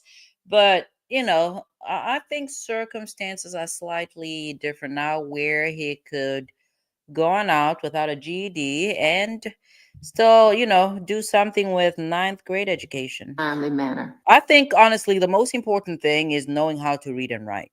I think, to me, those are important skills. That's all they're looking for. You will show up, do the assignment in a timely manner. Because here's the reality, right? For if somebody is used to selling drugs as a means of supporting themselves and their family, it gets kind of tricky to go from making, hundreds and thousands of dollars to now having to work for $15 an hour. That's kind of, that's a little tricky. That's when you end up in some mess. And not cause any problems because you've shown you can do that because you matriculated through high school. So they just want to know you're not going to be a problem and they don't. It can never be a problem. You're just human. Just complicated human beings. All right, let's go. I'm skipping through the judge. Oh, somebody's cracking a joke. Let's see what they're cracking jokes about. Who's Does talking? probation need to come on record and say anything? Oh, shoot. I thought that was Kayla. I'm like, why is she talking? But okay. She can't. Let's just put it. All right. So Judge, Mr. Sharp had recommended, I have no intention of leaving my office anytime soon, at least over the years. I have no problem. Oh, he's not quitting? A point of trust and communication over the years. I have no problem with Mr. Sharp reaching out to me if there's any exceptions that are necessary. That's great. and also for the record, I will waive fines and fees for these 3 cases since he's already on probation and another. Oh, thank goodness. Yeah, that's another thing that I hate. I'm like, so you're convicting me and you still want me to pay you? Like, what? Thank you. All right. If there's nothing further, then all parties are excused. Thank you, Your Honor. Listen, big shout out to Max Shard. He has earned every single penny. All right. Shout out to Max Shard. You were Hopefully, what's that? Go ahead. I'm sorry. no, it's okay. You were right about you said you could pick up on that this may be a favor. Kayla worked on it too, the deal. And that prosecutor, to me, that's what he alluded to. Because Yeah. he was saying he usually will not accept a no contest plea. Right. And he was saying it was really based on his relationship with Max. So that Right. let me know, like, okay, we're gonna work together. I'm gonna do a little Right. favor for you. Right. So I'm just glad that Max stayed on this case because obviously I had concerns about Kayla taking over because I'm sure she's a great attorney, but sometimes you have to keep your head clear. So this was fantastic though. This man did a phenomenal job. Usually at this stage though, under these circumstances, my client would say to me, I don't ever want to see you again. And I say, I hope I don't ever see you again. Because, yeah, it was a long road. Under these circumstances, you really hope you don't cross paths again. Because if you do cross paths and it's not in a public place, then somebody's in trouble. But otherwise, I hate. Okay, but then again, the cameraman could not, yeah, I guess it's good they didn't show Kayla, but nosy me, I want to see it all. Ooh, he said, what's up, baby? Hold on. He said, what? Coming home, baby. I'm sorry, I'm getting a little too excited. Okay. Man. Max Shard. You did good, man. You did Yes. fantastic. All right. He did really Position good. 7 on the final plea calendar. He did really good, but now the hard work begins. Okay, here's a question. I know you're about to pull up the next clip. Yeah, If you were like in the position of Max Sharp, meaning like having this attention now. We know who he is. yeah, We know how great he is. High profile lawyer now. He's up there now. right. If you had this notoriety, how much would you charge now? How much would you charge your That's clients? funny. Let's say like on a drug case, since we were just talking about drugs. Possession with intent to distribute. How much would you charge for that? They want to plead not guilty and go to trial. I mean, for now, because obviously with cases such as these, in criminal cases, it's going to be a flat fee. So I would like to believe. The thing is, a real thing. I'm a socialist. Okay, I'm a socialist. So Oh, I'm thinking public defender. I'm thinking public defender. I'm thinking in terms of being a public defender. But under these circumstances, depending on how long has he been practicing for, 15 years? Is that it? I believe so, something like that. Yeah, so 15 years. I think that he's practiced long enough to have reached the ceiling, right? Yeah. Because attorneys cannot just charge whatever it is that they want to charge. So under these circumstances, if I was him, I'd probably keep the same rate, right? Just because I believe, yeah, I believe that what is this? Legal counsel, legal representation should be affordable. So under those circumstances, obviously, he'd probably receive more. What is this? More people will come knocking, right? Um, Yes. Under those circumstances, hire somebody else, but my fee would remain the same because the socialist in me believes that folks should be able to afford a good attorney without breaking an arm and a leg. So, yeah, Well, that's me. I told you, China, well, Mr. Quay Nichols, Mhm. his wife said, and I can understand why Harvey charges what he charges, Yeah, but according to her, he charges a little over 100,000 for RICO. yeah, I'm just going out since we're talking about Atlanta, Fulton County. yeah. They throw out different numbers here and there, flat fee 40,000, 60,000. That doesn't sound affordable. Right. I mean, it's not affordable. It's definitely not affordable because a lot of it has to do with the cost of living as well. Because again, um, as an attorney, if you're a solo practitioner, right? If you work by yourself, you have nobody else in your office, maybe you have a paralegal. If that case is going to take up the bulk of your time, then I would like to think that you factor in, whatever it's going to cost for you to pay your paralegal a livable wage. Right. And I mean, $100,000 for sure it is a lot of money. It's a lot of money. Well, yeah, because Um, he had to be in that courtroom every day, Monday through right, Friday, the whole day.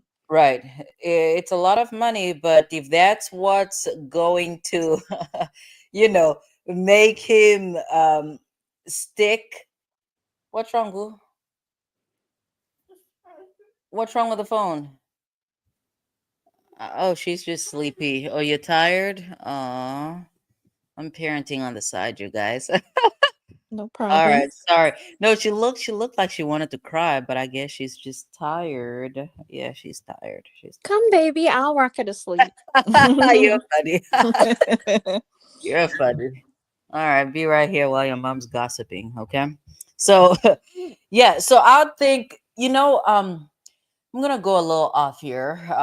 Just think about the circumstances. Have you ever been in a work relationship where you thought you were undercompensated?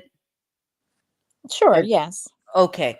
So I think under these circumstances, it makes sense for an attorney to charge an amount that they're comfortable with so that regardless of how long the trial takes, they still feel that they made the right choice, right? Yeah, right. Otherwise, because if they feel that the case is not worth their time, they might try to fire sale it. And you okay?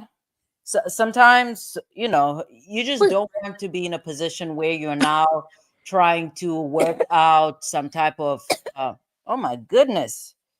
You don't want to be in a position where you're now trying to work with a DA to find some type of plea that your client can plead guilty to so that you can move on with your life.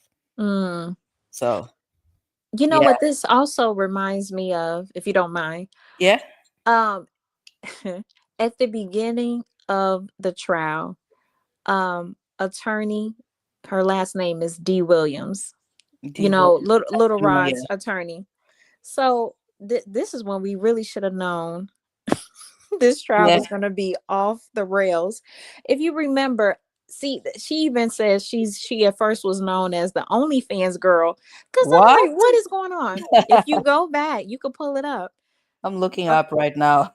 They only Oh, wanted there's to the pay face. her. She's from the public defender's office. I forgot the name of it, whatever, in Atlanta. She's a part of that.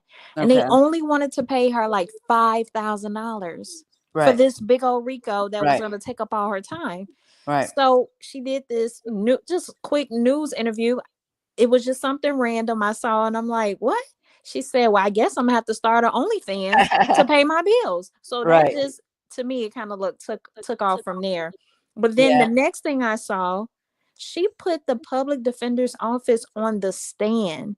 She Mhm. subpoenaed them, and they had a whole whatever type of hearing, and she got an increase in her pay to stay on this case. And I thought that was like, wow. I don't even know if I would have the guts to advocate for myself like Well, you that. have to. You have to. If you have Yeah. kids, you have a family, you have employees that rely on you. But the way that I read this though, because I remember, I think I don't know why I looked at this attorney last week or the week before, but the way that I read it, it says that she's court appointed. Okay. In my Mhm. mind, again, I'm not really familiar with how things work in Fulton County or in Georgia, so it might be different. But typically, you have a public defender's office and you have court appointed attorneys. In here, it says that she's a court appointed attorney. To me, what that means is that you have attorneys that are private. Let me actually see if she has an office. Let me see. Let's see. So, D. She Williams. does. She She said has she had just, you can pull it up. She said she had just opened her own firm. Okay, so she's not a public defender. I see her here. She's not. No, they're showing me some people in New York. That's not it. That's not it. We have to say Fulton County. They showed me a place in the Bronx. I'm like, no, this is not. I don't know why. What's her first name? I just had a first I name. think it's Angela. I All think right, so. Don't the hold me to that. attorney And then she spells it like her last name, D with the accent mark. apostrophe. Yeah, apostrophe, then Williams, I All think. right, let's do that. No, let's do that. I've heard that term court appointed, or I take court appointed work here and there. I've heard that. Yeah, I'll But give she you. made it sound like she could have not taken it. She could have not taken it. But she was thinking, the way I understood her interview, she was thinking like, oh, this would be a great experience to get trial experience. Something she was saying, because she's very new. I think she just passed the bar in 2020. That listen, for somebody that doesn't know what they're doing, you don't take a case like this. Sometimes you need to know when to, but I guess we're gonna have to take a deeper dive into her. Okay. Yeah, we're At a gonna later time. Okay. let me put her on the list. Hold on, I have a list, you guys. That's good. I have a list. Let's go to YouTube. So D. Williams. We'll take a deeper dive, but I'll You'll also never answer. run out of content. I know. All right, so D. Williams, we'll take a deeper dive into her. But here's the thing: a court-appointed attorney is different from a public defender. A public defender works for the county government. Okay, you go into the office. Your salary is the same, and regardless of the number of cases that are assigned to you. Okay, whether you get a conviction, acquittal, that salary does not change, but obviously, like most government jobs, the pay scale changes every year. Okay, so that's a public defender. A public defender possibly with this case, right? I mean, the case went on for so long. So a public defender, I'm going to go both for and against.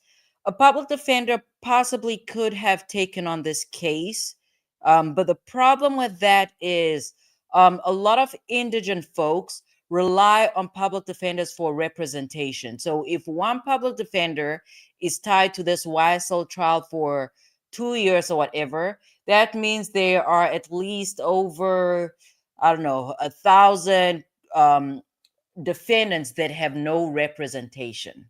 Okay. Um, when it comes to appointed counsel, it's different. And even for appointed counsel, there's something called appointed counsel and a conflict counsel. Okay. But appointed counsel, typically what that means is that if there if there's a defendant, that an indigent defendant, somebody that cannot afford to pay for a private lawyer, somebody that has no money to retain private counsel, um, if they if there's a conflict in the public defender's office, let's say there, I don't know, once upon a time this person used to be a victim, and or I don't know, sometimes they're just conflicts. Conflict, just accept conflict in its plain terms. So there's a conflict, and for that reason, the public defender's office cannot represent this specific individual. Under those circumstances, the court is going to look at private attorneys, criminal defense attorneys within the bar that accept that accept court appointments. They get paid a specific amount. Sometimes it's $50, other times it's $20 an hour, and that is the fixed amount regardless of what the outcome of the case is, right? So for appointed counsel, it would make sense for them not to take this case, because if all you're getting is $5, I mean, 5,000 does sound a lot for the average person. $5,000 a month sounds a lot. But if you're not able to work on other cases, if you have, I don't know, if you're paying a lease or something, you have to pay, what is this? Malpractice insurance, you have to pay taxes, then you won't be left with anything at the end of the day. So that's just the distinction. Hopefully I answer the question. You guys know I can ramble on and on. No, you did. Thank you. Okay. I stand corrected. I don't know the differences, but I'm looking forward to you, diving into that, because whatever the original amount was, Yeah. she said it was like really like insulting. Yeah. And that leads me to believe that she's not a public defender, because Okay. public defenders, we're not paid, but I mean, as far as numbers are concerned, obviously it comes down to, I don't know, a certain number for whatever hours you work. But ordinarily, when you go to work, you're not paid a certain fee for every case that you take. You pretty much have a salary. You get a whole bunch of court files, and that's what you do. Okay. Yeah, you Got just it. you go to work, court, and the rest is history. All right. Shout out to Old Bag. Old Bag is in here. And then Old Bag says, Alpha Male, why are you deleting your comments? They're very insightful. You should get up on the panel with SO. You two talking back and forth would be amazing. So shout out. So Old Bag says, shout out to muscles being pulled. Yeah. I know Brooklyn and I will have a discussion on. I still have to figure it out. It's probably going to be on Monday. Hopefully, we're able to bring it on the channel. It just depends on how comfortable Brooklyn is. And then Voice of Reason says, I've always enjoyed watching trials and court hearings, but I never look at the crime scene or autopsy photos. So I know I don't have the capacity to be in that field. Kudos and respect to justice fighters. Yeah, a lot of those are I remember the first gross, gross, gross, gross. Yeah, I'll leave it there. I have a weak stomach though. I have a weak stomach. Anything and everything can gross me out. I hate it when people touch my food because I'm always queasy. I have a weak stomach, but I get the job done. I get the job done. And honestly, it extends beyond, just criminal law. Even in workers' compensation and even in personal injuries, especially, people in car crashes, you see some really, you see some disturbing photos. I've seen people get hurt at work. The foot would be dislocated, like just things I never imagined I'd see in my lifetime, but here we are. Brooklyn says, in my community, it's a family that you come from. I don't know, what were you referring to? I'm so behind. I'm so behind with these messages. Yeah, criminal defense attorneys. They charge flat fees. They charge flat. Some cases are hourly, but for trials they charge flat fees. And the reason for that is because it cannot be contingent, because if contingent, that would mean you'd only pay if you are acquitted, and that is not guaranteed in a criminal case. Okay, so Brooklyn says 100,000 K is not a lot. Okay. Um, Old Bag says Max kind of said that about his fee in his interview with one of the YouTubers. Bruce Harvey's more like 500,000. Mm, I don't know. I don't know who charges that. You must be working for the mob or something. I do not know of ordinary individuals unless they're drug dealers, okay? If you're representing some drug dealers, I'm sure somebody's going to pay you $500,000, but regular folks don't have $500,000. All right, let's see. And I mean, I'm saying it's a lot of money because the average American does not even make. I don't know that the average American makes 50K. So, all right, let's see. Let's see, Ms. D. Williams. Shout out to RMX. All right. Let's get into this while I get through these messages. Okay, here we go. Okay, this is I just need to say, Judge McBurney is my favorite TV judge.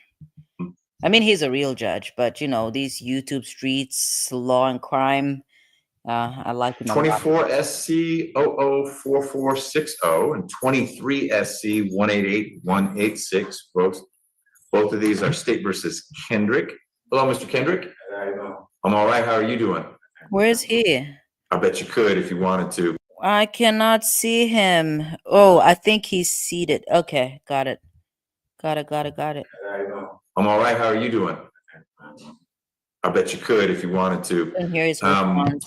I'm Judge McBurney, and we are going to work through bond in your two cases. You've got one case that's assigned to me in which you're charged with. Yeah, and that's exactly my problem with plea dealing. It's coercive. Sure enough, some folks strike it lucky. They never have to go back, but I don't know. There's no real power for criminal defendants. Aggravated battery, aggravated assault, and riot. You've got a whole bunch of co-defendants in that case. And you have an older case that is assigned to Old Bag with the jokes. I knew there was something when Old Bag said that 100K was nothing. So Old Bag, baby, Old Bag, she has it. She's out here paying her dog groomer. Judge No Whitaker, $5. in which you are charged with having an iPhone and AirPods while you were in the county jail. Ms. Bumpus represents you. Ms. Bumpus, are you representing? Hold on, let's go back. I need to stay on track here. Charged with having an iPhone and AirPods while you were in the county jail. Ms. Bumpus represents you. Ms. Bumpus, are you representing Mr. Kendrick for bond only or through the duration of these two cases? Through the duration, Your Honor. Excellent. So Ms. Bumpus is here for the whole ride, and then Mr. Rao is representing the state. But like I said, all we're doing today. You see, and that's also the other part. Remember when I first started talking about this relationship between or the marriage rather, the union between Kayla Bumpus and Shannon Stillwell. To me, part of the reason, and I've said over and over again, part of the reason why it did not make sense to me was, as far as money is concerned, as far as running a business is concerned.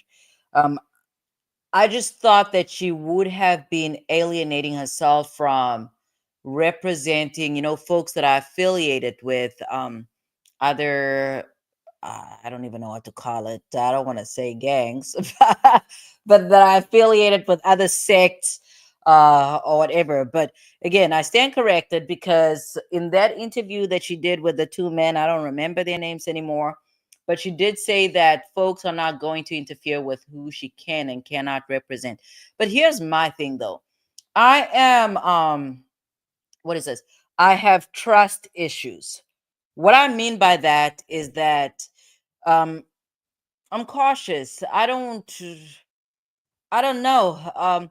I'm just a little cautious, because I'll leave it there.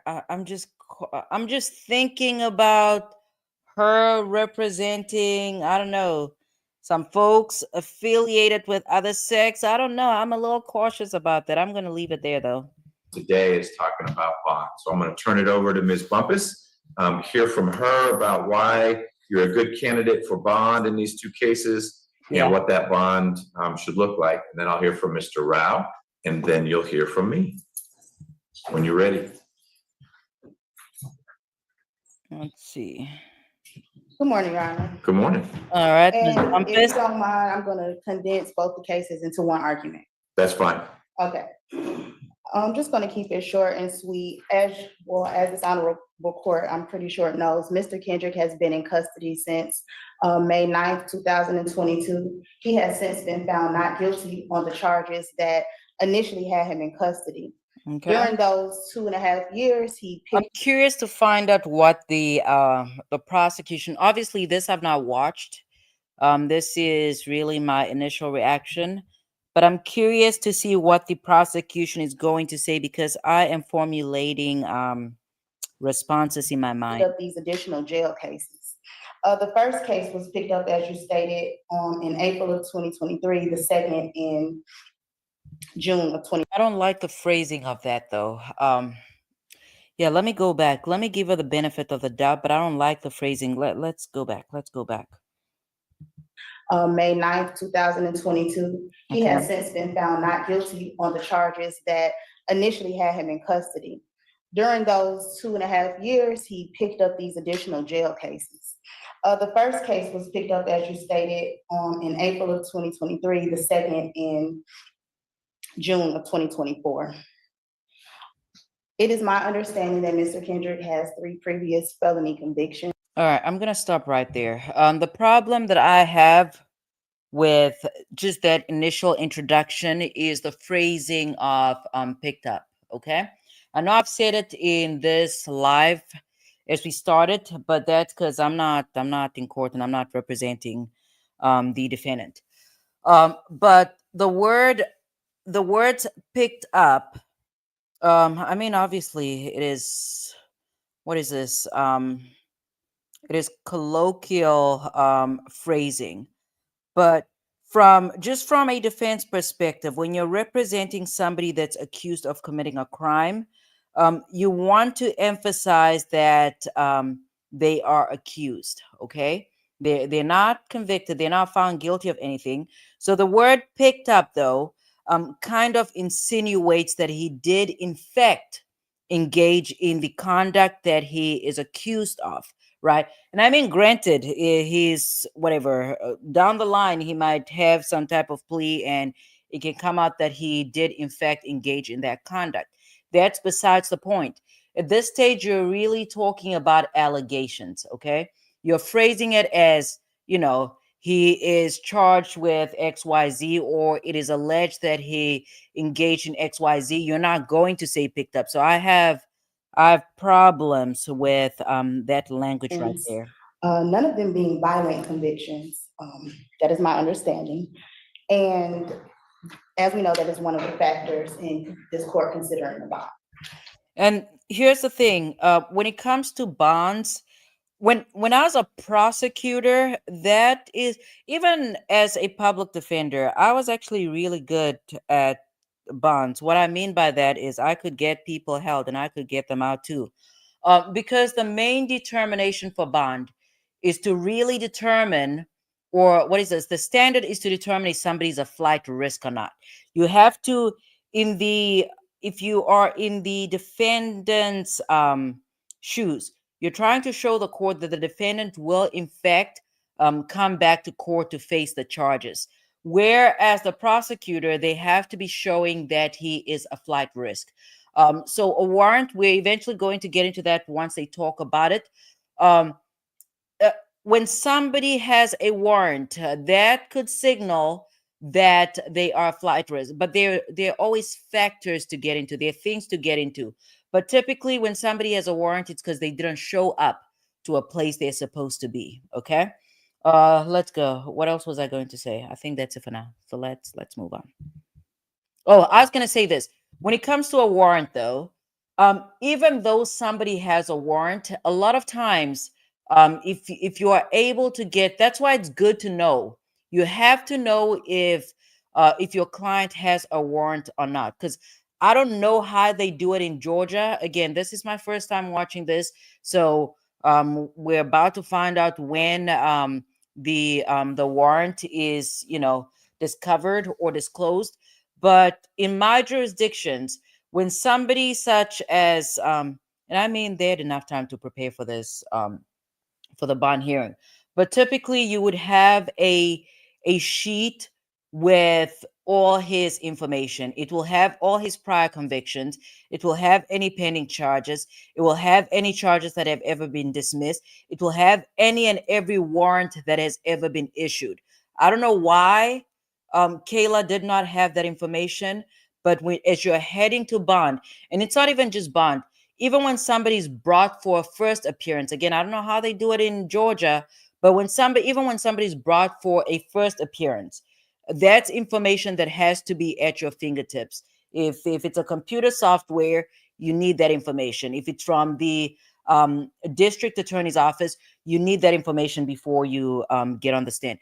But what I was going to say about warrants is you can, if you are aware of a warrant that was issued against your client, under those circumstances, you figure out the dates. When was the warrant issued? Was the warrant issued because the client was incarcerated? Because if that's the case, that's an easy argument. That shows that he is not a flight risk. And you can make the argument that the warrant should not have been issued in the first place because the DA's office or the government, the court, they definitely had access to the same information showing that the defendant was incarcerated at the time. If somebody was in the hospital for a reason, then you have that information. If they're just ways around, I mean, sometimes clients do get out there and they say, I just forgot. I just forgot my court date. And you basically get into, you try and figure out their personal lives. You try and figure out, is there a way to secure their attendance in court? And that, I'm not even talking about putting up bond money or anything like that. Sometimes, like, there are some folks that just need reminders. So there are things to work up. But let's get back into this. The second factor I'd like to address, which is extremely important to me, is community ties. And this is important to me as an attorney because Mr. Kendrick has family support. He has a lot of support. And not only are they here today, but they have been in court with him almost every day for the past 2.5 years. And I think that shows that he has a support system standing behind him. And he has a lot of accountability and responsibility to do the right thing if he's given the opportunity, given a bond. This is a jail incident, Your Honor, and I come before you. So here we have an interesting point from Brooklyn, because Brooklyn practices, it's family law and transactional. Do I have it right? Am I wrong? I don't remember, but I know family law for sure. So Brooklyn makes an important point here. He says that in child support cases, if someone has a private attorney, they usually get help from the judge because they question how they're able to afford an attorney but cannot, pay child support. So, yeah. A lot, and it's very sad to say, but normally when I pick up a client who I can't get a bond for immediately, that's a double client because they're gonna get a jail. I don't know, Brooklyn. I'm trying to think. Child support, child support, child support. Do they assign public defenders to child support cases in New York? I know some family proceedings. I never wanted to touch family law. Big shout out to Brooklyn. Big shout out to the one and only alpha male, but I cannot. Family, man, family law is crazy. You can put me in a cell with folks accused of doing all types of things, and I'll be okay with that. But family, folks fighting over kids, people, divorce, no, no, no, no, no, no. I don't want to do It's that. almost inevitable. And I want to say that because even there was a time when I really hated administrative law, and I did it for some time, and I moved on. What I mean by that is things such as Social Security, that is admin law. Very sad to say, but normally when I pick up a client who I can't get a bond for immediately, that's a double client because they're gonna get a jail case. It's almost inevitable. And especially when you have been sitting in jail for 2.5 years for something that you essentially are found not guilty for. And had he not been there, this would not have happened. Oh, bless you. I mean, I get the argument, but to me, from a legal perspective, that's a weak argument. I don't know. It's a weak argument. It's a weak argument. I don't buy it. He has no reason. And I'm not saying that folks don't pick up charges. Like when you're incarcerated, you're gonna fight.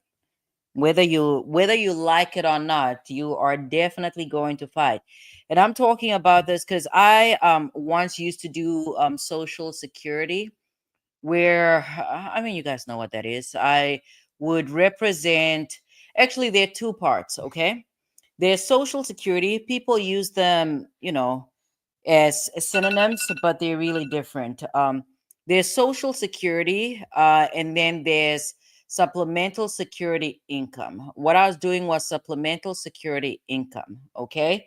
For Social Security, those are for folks that have worked X number of years, they have paid into the system, and then something happens, like they have some medical episode and they're not able to return to work, and they also cannot support themselves. So they draw Social Security. But there's also something called a supplemental security income. So that's for folks that have not paid into the system. It's either you've not paid enough quarters to qualify, or sometimes it's also for just really impoverished people, and you have minor children, even sometimes 18-year-olds. In any event, I actually ended up seeing this. It's rare, I know. Random story. Typically, again, most places I've lived have been in the middle of nowhere. So typically, when I'm done working, I rarely bump into people I know from work. I don't actually ever recall running into a coworker. I rarely run into, as a prosecutor, I did run into a lot of people, but I rarely run into clients or former clients. But in this case, I represented somebody on, what is it called? Supplemental security income. He was, he was a little gentle giant or whatever. He was, how old was this guy? He must have been in his late 20s. He was just released from prison. This is not jail. He was released from prison, okay? He was in prison for an extended period of time. Obviously, he did his time. He was released. And then after he was released, prior to actually him being incarcerated, he used to receive supplemental security income because he was troubled. He had a difficult upbringing. He mostly lived in group homes, and I don't think he finished school. If he did, I don't know. He was not able to live on his own though, and he couldn't earn an income. So he was on supplemental security income. He gets incarcerated. Typically, not even typically, when somebody receives supplemental security income, if they are incarcerated for more than a year, they lose their benefits. And just because you're on benefits previously, it does not entitle you to benefits again. So the cycle starts all over. So that's where we were. I had to basically take the case from scratch as if he never received benefits. In any event, so we get through the whole supplemental security thing with the Social Security Administration. And then a few months down the line, how long? What? Maybe a year. I think it was probably a year down the line. I quit my job at legal aid and I went to a different county, started doing public defense. And here the man showed up and he was charged with some conduct that had to do with minors. And I'm like, oh, here we go again. But yeah, it's rare for me to run into folks that I've represented, but I'm trying to think. A few times it's happened, not a lot though. Just curious, Uh-huh. not to get any, not into specific details. You said he was not able to earn an income once he was an adult. Was it like due to like mental or Right. psychological? Okay. Right. Yeah, Intellectual. he had a lot of problems. He had a lot of psychological problems that he was just not able to function. He was not able to function. He had a lot of mental problems. Okay. Yeah. Yeah. Unfortunately. Yeah. And then but that's the thing though. It's usually folks that have psychological difficulties that get caught up in the criminal justice system. So, and not to excuse his conduct, but he was caught in bed with a minor. Something to do with social media. They met on some platform, blah, blah, blah, blah, blah, blah. And yeah, and so it goes. And then he actually absconded. He never came back to court. Then there was a warrant. I don't know if they caught up with him or not, but that's how it goes. I really think he has an ability to contact the victim in this case if he is granted the opportunity to be given a bond. And that's the thing. I would not even be talking about a victim. I would be saying alleged victim because otherwise you are implicating your client in the conduct that's alleged. And the thing is, when it comes to, and it's not just criminal cases, because I was going to say criminal cases. When it comes to the law, a lot of it is the language matters. The type of language you use matters. Also, I would like to talk about the aggravated assault, aggravated battery, and riot charges. I did not represent Mr. Kendrick, and he did not have an opportunity to sit in the preliminary hearing on this case, but there was a preliminary hearing held on this case. When you say he wasn't able to sit in, he was in through Zoom or? No, he was in trial, but the co-defendants were. Okay, so there was a prelim, not as to him personally and directly because he was in 1C. Yes, Judge. But in 2B, one floor up, they went forward with some or most of the other defendants. Yes, Judge. Okay. And in that case, it's my understanding that the judge decided that there was the facts did not arise to an aggravated assault, but a battery. And I know that, the state can then go and indict it and do what they do. Big shout out to the alpha male. But I just wanted the court to know that. In the bond motion that I filed, I specifically stated the DOJ report that was issued in November of 2024. This is extremely concerning for me because my client knows this all too well because he was actually a victim of a stabbing on December 1st. And you are very familiar with how it goes when people are close to release and when people are in high profile cases. And there this is what you're referring to, right? is a target on his back. And, I'm not sure, but there are also some people who may not be very happy with the not guilty verdict in this case and what he has alleged to have been a part of, but found not guilty of. I don't know. I don't know. The reason why I don't know, I'm trying to connect the argument. I'm trying to connect the argument to him not being a flight risk. I get this, him being stabbed. I guess the argument is that it's not safe for him to remain in custody. But then again, if we're going to go back to the trial itself, the Weisel trial, I know this is separate. But if we're gonna go back to what's her name, Simone, it's important when an attorney gets on the stand, it's important for the attorney to connect the dots, right?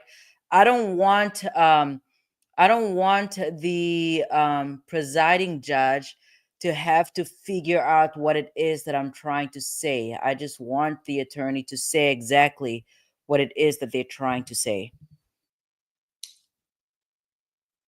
I Right. don't believe Okay. Mr. Kendrick has any history of FTAs. I have watched him fight for his life for 2.5 years, and I can only imagine the resources it took to afford an attorney, to afford clothes, to afford everything that he had to do, but he still found a way What to is it afford. wearing? I cannot see. I mean, again, I'm on a MacBook.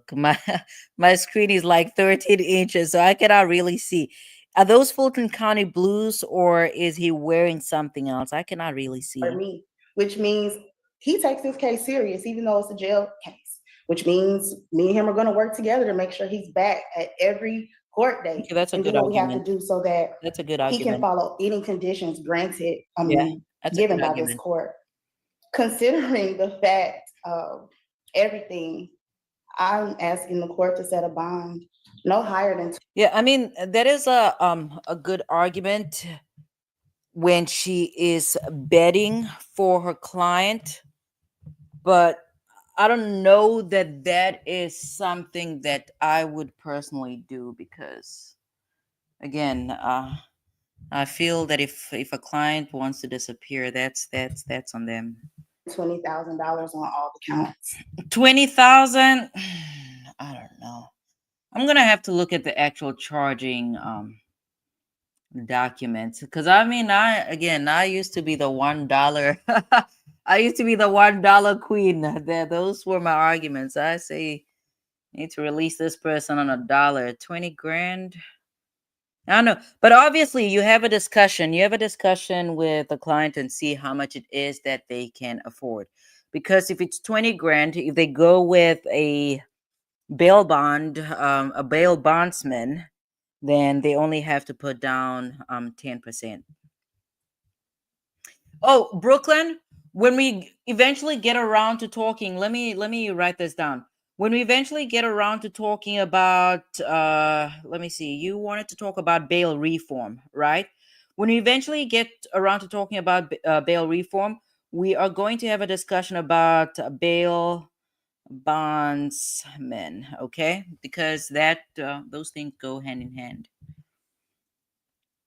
Is that the Talk to argument? me about where Mr. Kendrick would stay. I Right. don't mean a specific That you need to include that information.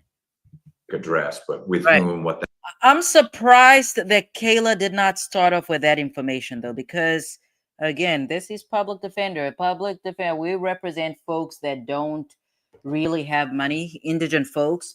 So the starting point is typically where they are going to go. I'm surprised. Again, this is Fulton County. They might do it differently there, but the counties where I've, practiced, we start off with some ties. We start off with, where they're going to live. Do they have a job lined up? X, Y, and Z. that setting would be, and Are they in what kind school? of work he would be able to do if Right. he's going to And again, I did not watch this. I'm just speaking from be experience. working. And the reason I'm saying that, again, I told you, I used to be very good at bail bond applications. So a lot of factors remain the same regardless of jurisdiction. Actually, I'm going to tell you guys a story because, I'm always up for stories. I mean, we're really towards the end. I wanted to play some Judge Judy, but, I think 45 minutes, we're good to go. Let me just write down Judge Judy here. If we're being messy on if we're being messy on Friday, we can start off with some Judge Judy. You can start off with some wisdom from Judge Judy. But here's what I want to say. When it comes to what is this?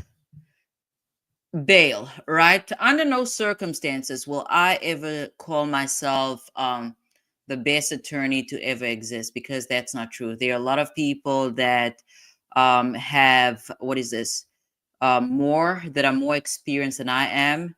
And if I consider myself to be the best, then I cannot learn from anybody else. But there are certain things that I'm actually really good at. And one of those is getting people out of confinement.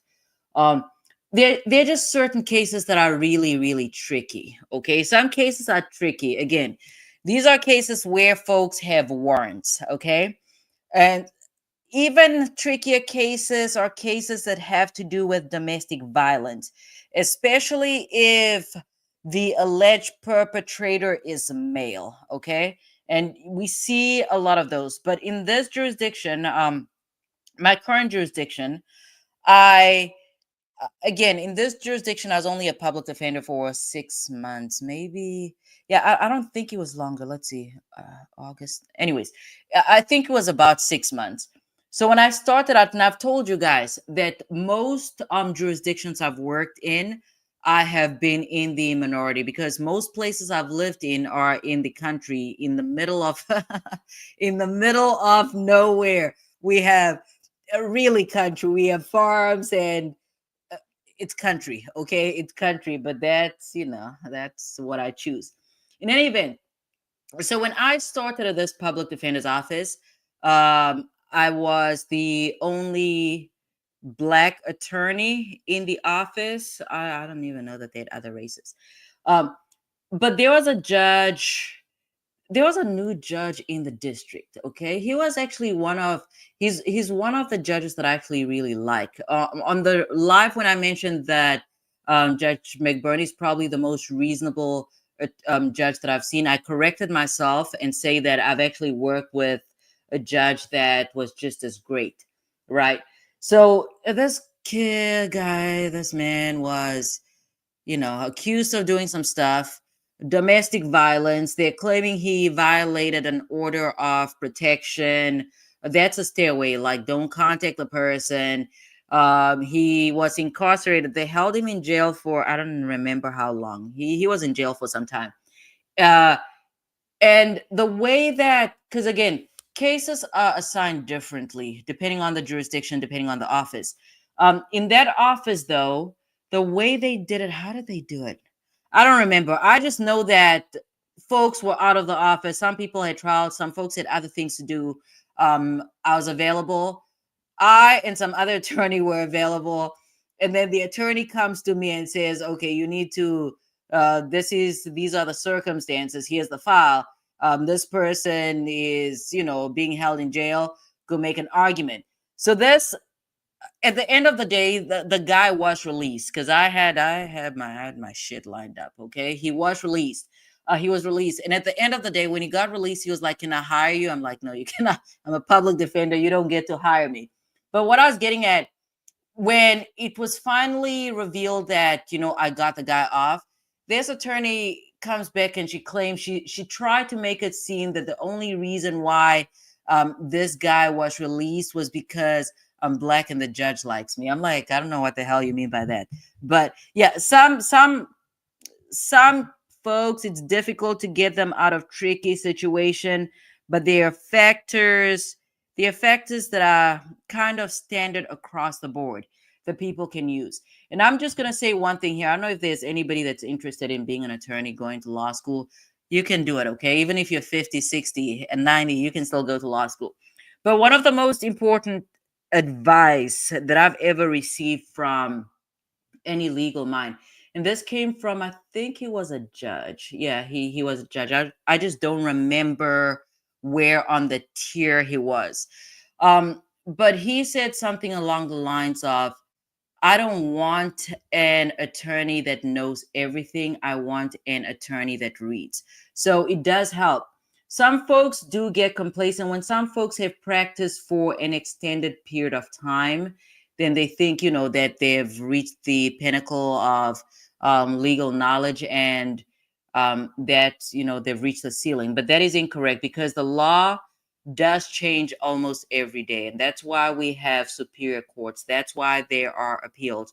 That's why we have a Supreme Court. So, okay, enough ranting. Let's, you guys know I can talk on and on and on. Let's get into when he gets out. And I know some of those are strange questions because he's been in for 2.5 years. So it's not like there's a job at this firm where he was working. Hey, we held your spot for 2.5 years, but I trust you and he have discussed something about the structure that would be in place.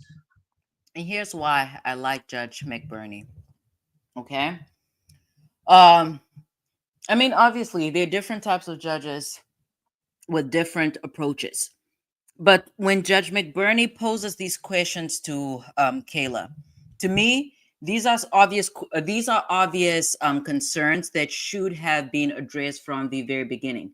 Because if you're showing that somebody is a flight risk, you have to show some form of stability. And again, I understand that, in Fulton County, things might go differently, but in the counties that I've practiced, you start off with where this person is going to lay their head, and you also go on with if they have a job lined up, if not, what the real plan is. But what I like about Judge McBurney here is the fact that instead of making it clear that, not even that, instead of pointing, I mean, he does point out that she has not addressed that, but he does it with kid gloves. And the reason why I'm saying that it's because, let's go back. There's a job at this firm Hold on. to do, and what kind of work he would be able to do if he's going to be working when he gets out. And I know some of those are strange questions. Okay. So when he says that some of those are He's been in for strange 2.5 questions, years, so it's not. So basically, he's not only pointing out the flaws in the argument, but he kind of takes the sting out of it, if that makes sense to you. And that is why I personally love Judge McBurney. Like, there's a job. Go ahead. I'm sorry. No, it's okay. I hear you, of course. But is it possible she was about to get into that? I don't she think wasn't. so. Maybe don't she think wasn't so. finished. No, with I her don't think argument. so. The reason why I don't think so, real thing, is because I'm going to go back here, and she had paused for the judge to ask a Asking the question. court to set a bond. Hold on. Exactly. Exactly. $20,000 on all the counts. The last thing that a person does or an attorney does is Talk to me about where Mr. Okay. the last. What's going on? The last thing that an attorney does is ask for an amount. And here there was a long pause that made me believe that she was done. Okay. All right. So you see, there's the pause. I'm asking the court to set a bond. Exactly. So I'm asking the court. That's basically like if you're on, somebody's on trial, and the very last thing you ask the judge or the jury to do is find them guilty or not guilty. I get it. No It's higher like than $20,000 on all the counts. You see, that's a pause. To me, she was done. Okay. All right. Let's go back in here. He was being a valuable member of society court, but he noticed as soon as he's released, to and not up to should he be released? Your Honor, Hold on. To What? you and Is that a different be question? able to do if no higher than $20,000. Right. talk to me about that setting would be, and Okay. what kind of work he would be able to do if he's going to be working when he gets out. And I know You'll be a some of those are strange YouTuber. questions because he's been in for 2.5 I've years, not so it's kept not up with like the chat. there's a job at this firm where he was working. Hey, we held your spot for 2.5 years, but I trust. All right. So Brooklyn says Kayla should have known better and run a background check. I need you. I think I know what you're saying, but okay. And he says on the Gotti, what do you mean by background check? Old Bag says, is that normal to look back like that to your client? Yeah, absolutely. You need that. You need the connection with your client. So I don't know. It's different. I don't know why he's sitting, but then again, this might just be how they do it, because typically, I'm thinking my jurisdictions have done it differently. I've had moments where my client was standing right next to me, and I've also had moments where they were sitting next, or we're at the table next to each other, and we'd both be standing. So I don't know. That might be different. Let's see. Brooklyn says now 10% is not enough. You also need 3 people to sign and vouch for you. I don't know how things work in. Okay, Brooklyn, is this for New York? Is this for New York State or are you referring to Georgia? Brooklyn says Nugget, Kim Kardashian just passed her bar exam. I'm sure she's gonna charge a lot. uh, Brooklyn. I respect the process in California, but she did not go through the hazing ritual that the rest of us had to go through. So, okay, Jasmine says you gotta let it play. I know. You guys know that I'm always. Oh, shout out to FFS, by the way. Yeah, shout out to FFS. Okay. Okay. So, Jasmine says that's not true in Georgia.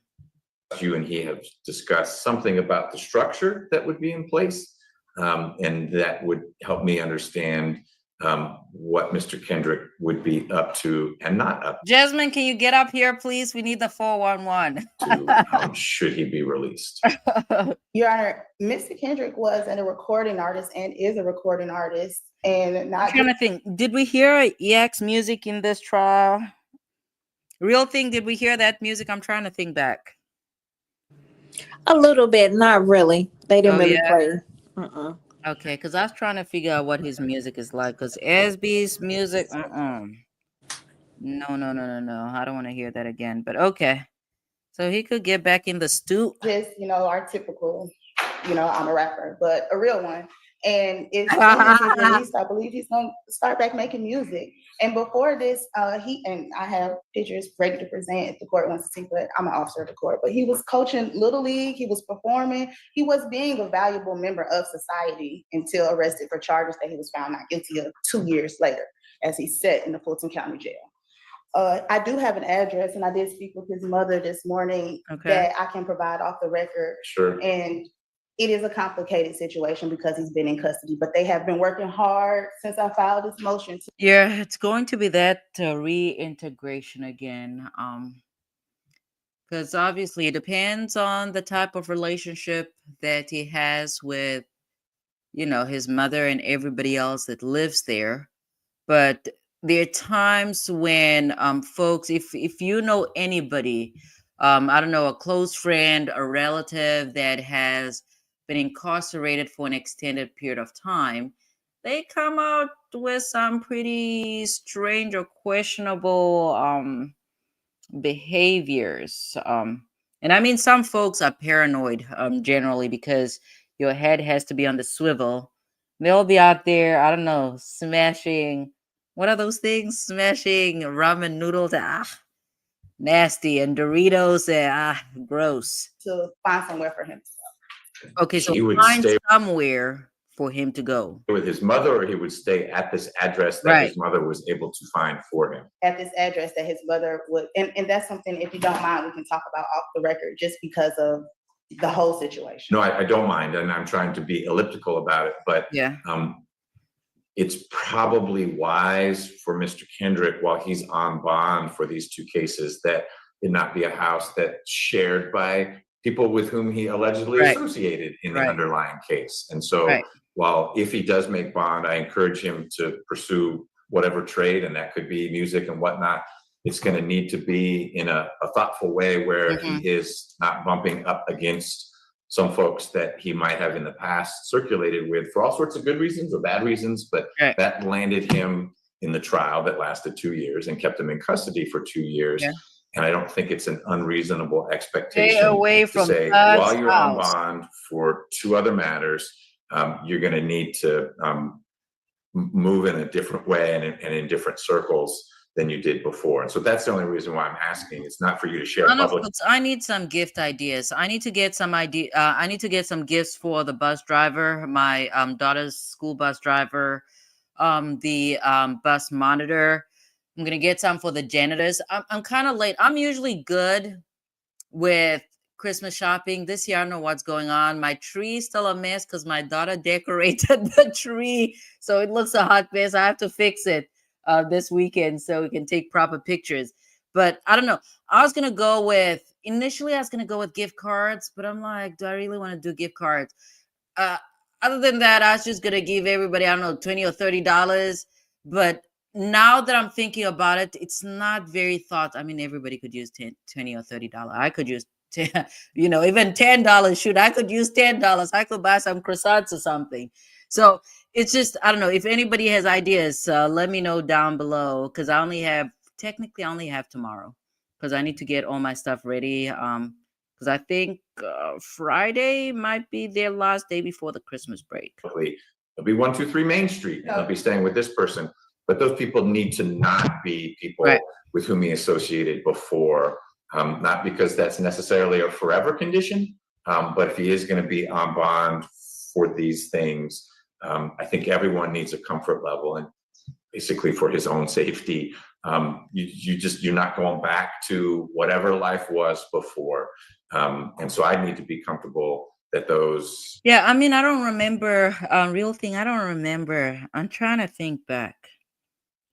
Even I remember some of Slime Life. I don't remember the songs or the lyrics, but Slime Life, I do remember hearing some songs. But for Yak, I just don't remember what his music sounds like. Guardrails are in place. So it may be, and I'll hear from Mr. Rao in a minute, that we need to have some email back and Oh, forth that is so about funny. what those conditions would look like, who can be around Mr. Kendrick, who he Okay. needs to not be around. And So Brooklyn said cash. Okay. I'll just go with cash. something as simple as, you can't go to those studios, because those studios are Yeah. ones where we read about them, and Exactly. it's a great music making place, and the next day there's a dead guy in the parking lot. And that has nothing Exactly. to do.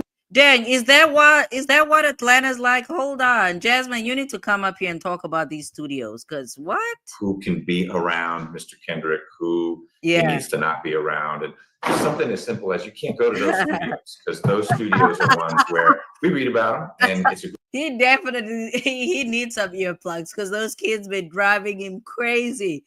And he's driving the little kids too. So yeah, he needs some earplugs. great music making place. And the next day there's a dead guy in the parking lot.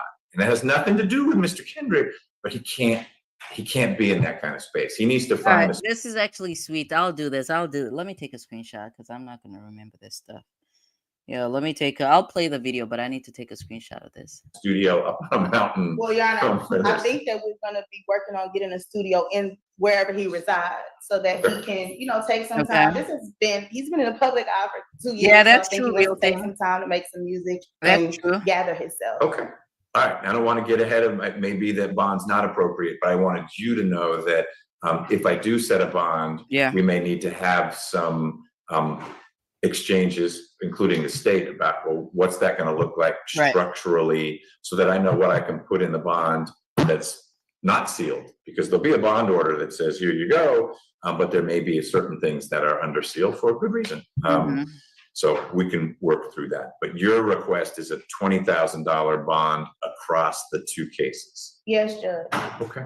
All right. I appreciate that.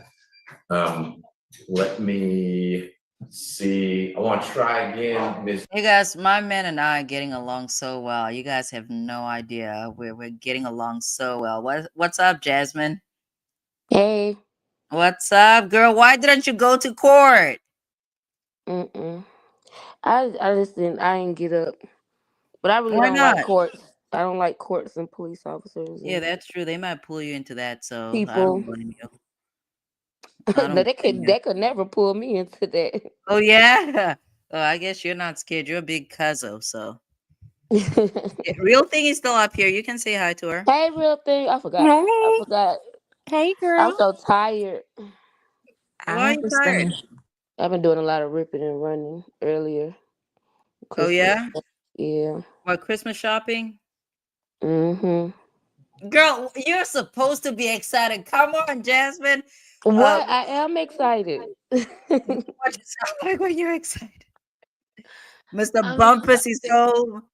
We're about to go to, a ceremony, some cocktails. Absolutely. A big family dinner. Right. We're about Celebration. to. Man, what I'm trying to see what this WTF Wednesday gonna give tomorrow. That's what I'm waiting on. Oh, is today not Wednesday? I'm way off, man. I thought today was Wednesday. Okay, so that's tomorrow. Yep. Ooh, I'm gonna have to join. What time is it? It starts at 7. Is that Eastern time? Uh-huh. I'll see if I Yeah. can join. They usually only last an hour, but it's supposed to be longer tomorrow. So I'm curious now. I need to. I mean, I do have to go to bed early tomorrow, but I need to find out. I need the tea, baby. I need to know how she's feeling. I need to know how he smells. I need to. I need to know. You know, he I need smell like info. Fulton County Blue right now. Yeah, no, I'm like, I hope that they need to wash his hair. I just need to know, like, what's going on. What's going on? Like, does he lay it down? Now I'm being inappropriate, but I am curious. I am curious. So you know, no, because I was just thinking about that, right? Like the first time, because obviously this whole courtship started while he was incarcerated, right?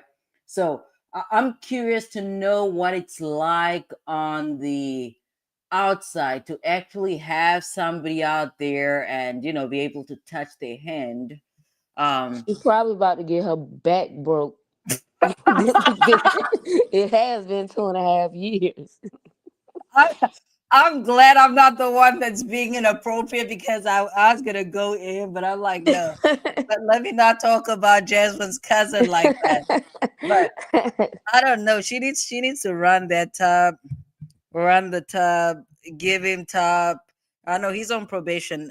Did they say anything about not drinking alcohol? Does anybody remember? No, they didn't say anything about. He didn't say anything about that. I mean, it depends because sometimes if they say that standard conditions of Well, probation. I All mean, right. probation. Yeah, that is a standard probation Yeah. in So in yeah. Georgia anyway. Like that's definitely part of it. No drinking, no smoking. Shoot, I guess he's gonna have to get. I don't Shit, know. they do that with misdemeanor probation here. Well, she needs to pour him some Welch's grape or something. Pour him some Yeah, cause he Welch's got a grape. he got a report Friday. Oh yeah, yeah, makes Yeah, sense. I don't know. Wash his hair, twist his hair. Um, no, no, give him top. all Do that good something. stuff. What's that? I said all that good stuff. I need to know what it smells like, though. Like, I need to know. I need to know. I need to know. That's crazy, though. That is crazy. Voice of re- Voice of reason is clutching her pearls. I'm sorry. I'm sorry. But when Jasmine and I are together, we are men. We are Very chaotic. together. We are together. All right, let's get in here. Let's get in here, though. I'm curious to see what the prosecution has. Jackson, I don't have any reason to believe they fixed the technical difficulties. But could you pop your mic on and say, I wonder if he's gonna make a cameo on tomorrow's WTF Wednesday or whatever. I'd love. Mhm. Oh, I need to interview. No, but he needs to stay off the internet. I was gonna say I need to interview Mr. Bumpus. He definitely needs to stay off the internet. Stay. Brooklyn said not juice. Stay. I'm sorry, that is inappropriate. Stay. I don't Stay know. Well, off. no, yeah, you do need to come to WTF Wednesday because if everything go the way it was ran down to me, it is gonna be a show for the books. It's gonna be How a was it banger. ran down to you? I'm not. Why would I tell you? Just tell me. Just be there. All right, all right, all right, all right. Okay, all right. Let's get in here. Let's get in here. See what he has to say. Hi, can you hear me, Your Honor? okay, yeah, it didn't work again. It's not on your end, it's something happening here, because everyone who is not in court can hear what you're saying. I just need to say this though. Last night I did a 50 big. Okay, my men and I are getting along so well until I run my mouth. But for now, man, we are getting along so well. I asked Mr. Rao about criminal history, but if the tech folks show up in time to fix it, that would be great. And I'll look in what's in the chat. Oh, okay. Thank you, All right, Officer come on, Evans. folks. Come on. I don't have time. Mr. Kendrick has a warrant from DC. So that's Mr. even before. Evans. Ooh, that's revealed even before the ADA gets in there. Yeah, because I don't think they knew either. I don't see how they don't know though. That's information you're supposed to know. And I want to say this too. I'm not going to give any spoiler alerts since you said you didn't see this earlier. The Go state ahead. prosecutor did a Hilton, Oh, did stretching the he? truth. Thank you. She did what? Jasmine. He did a Hilton. That's what I call it. Stretching the truth, making it all, pouring it on Mm. thick. The way he ran down his rap sheet, you like, dang. And it wasn't even that. That's all I'm gonna say. Okay, I'll listen. I'll listen. I'll listen. All right, let's get in there. What is Old Bag saying? What? All right, let's get into this. Mr. Kendrick has a warrant from DCS, so that complicates things as well. Yeah, I don't But let me see hear your how. I presentation don't and see then I'll how. I don't see how the get the court. warrant out to I everyone. don't see how Yes, his Judge. attorney. The defendant stands before you, having been indicted Let's on listen to two this. separate cases, which opposing counsel presented to the court. The aggravated assault, aggravated battery occurred on June 17th of this year, where the defendant is alleged to have been the main perpetrator amongst 7 co-defendants who have also been indicted, to my understanding, performing essentially a vicious beating and assault on a fellow inmate. What do you mean to your understanding? Do you not have the facts, sir? What do you mean?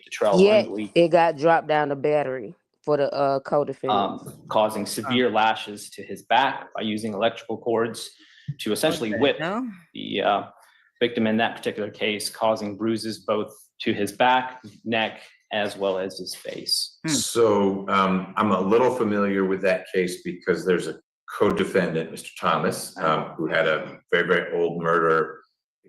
You know the history of that. What? It's a lot of co-defendants, and I'm wondering if you are able at this juncture to dissect that case enough to say, and we're particularly concerned because Mr. Kendrick had a lead role versus he held the door open with his foot, because my understanding, just from hearing a little bit from Mr. Thomas's co-defendant, Thomas's lawyers, is that not all, and they weren't acknowledging that anything happened, but that not all of the co-defendants were equally situated. And I think that has an impact on how to think through what bond would look like. That's correct, Judge. And I think that's an accurate statement that not all defendants were similarly situated. What is clear from the Fulton County Sheriff's Office's investigation is that the defendant is the main perpetrator behind the assault. What does that mean? The victim in this particular case. Between 7:55 p.m. On the night of June 16th up until 8 a.m. the following morning is when the assault is alleged to have occurred. And the reason why they're able to provide that time frame is because in that surveillance video that they observed, Mr. Kendrick appears to be the main perpetrator going into the cell where the victim was, and he remained there the entire time. And by he, I mean the victim. The victim remained there. Got it. Let me pause you for 1 second. IT thinks they fixed the situation. Let's try Officer Evans. Officer Evans, can you? Let's see. Yes, Your Honor. Look at that. It's better. Thank you so much. Thank you. All right. Somehow that device's volume got turned down. All We're back. All right. So your perspective from a review of the evidence is that I know Old Bag is here for the gossip, that's for sure. Mr. Kendrick would have been the lead, if you will, on the principal assault. I'm gonna call it the assault case. That's correct. And in addition to that, the Sheriff's Office had an opportunity to speak with Mr. Kendrick. And essentially it's— Folks, we have 15 minutes. You guys know I have to iron. So we have 15 minutes, and then 15 minutes, hopefully we're through. Oh, by the way, I saw a headline today that the remaining co-defendants in the YSL trial rejected the plea offers. Is that right? I didn't watch the video. We're down to 4. Okay. Yeah, that actually you should put that on your list. Yeah, let's. So Miles that's tomorrow. completed today. All right, so that's tomorrow. So let's see. What's the date today? 12, 15? 17. Oh, I'm way behind. Okay. So for 12, 18, we're going to talk about Farley. we're going to talk about the remaining 4. Unless something crazy happens. Something crazy would really have to happen for us to, have to change course. But okay, thank you for that. All right, let's see. There's a lot of commotion in the background because it's on a body camera footage. They were able to secure a statement from Mr. Kendrick and Mr. From Kendrick. Mr. Kendrick or from Mr. Wimberly? Both, but Okay. with respect to Mr. Kendrick, it's essentially saying, what else am I going to do? It's about respect. They're stealing my stuff. I got to do something. All right. So pretty cool I right would disagree with the assertions that this is just a battery. And I think I'm more than happy to share the photographs with the court, and the court can make that judgment as well. But we are respectfully asking, in conclusion, that the court deny bond in both cases. I will. Let me think about that. That is, I don't know, for assault. I don't know, Brooklyn.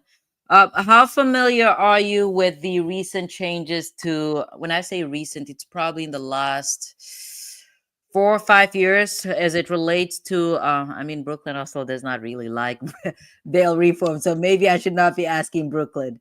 But I don't know. I don't know.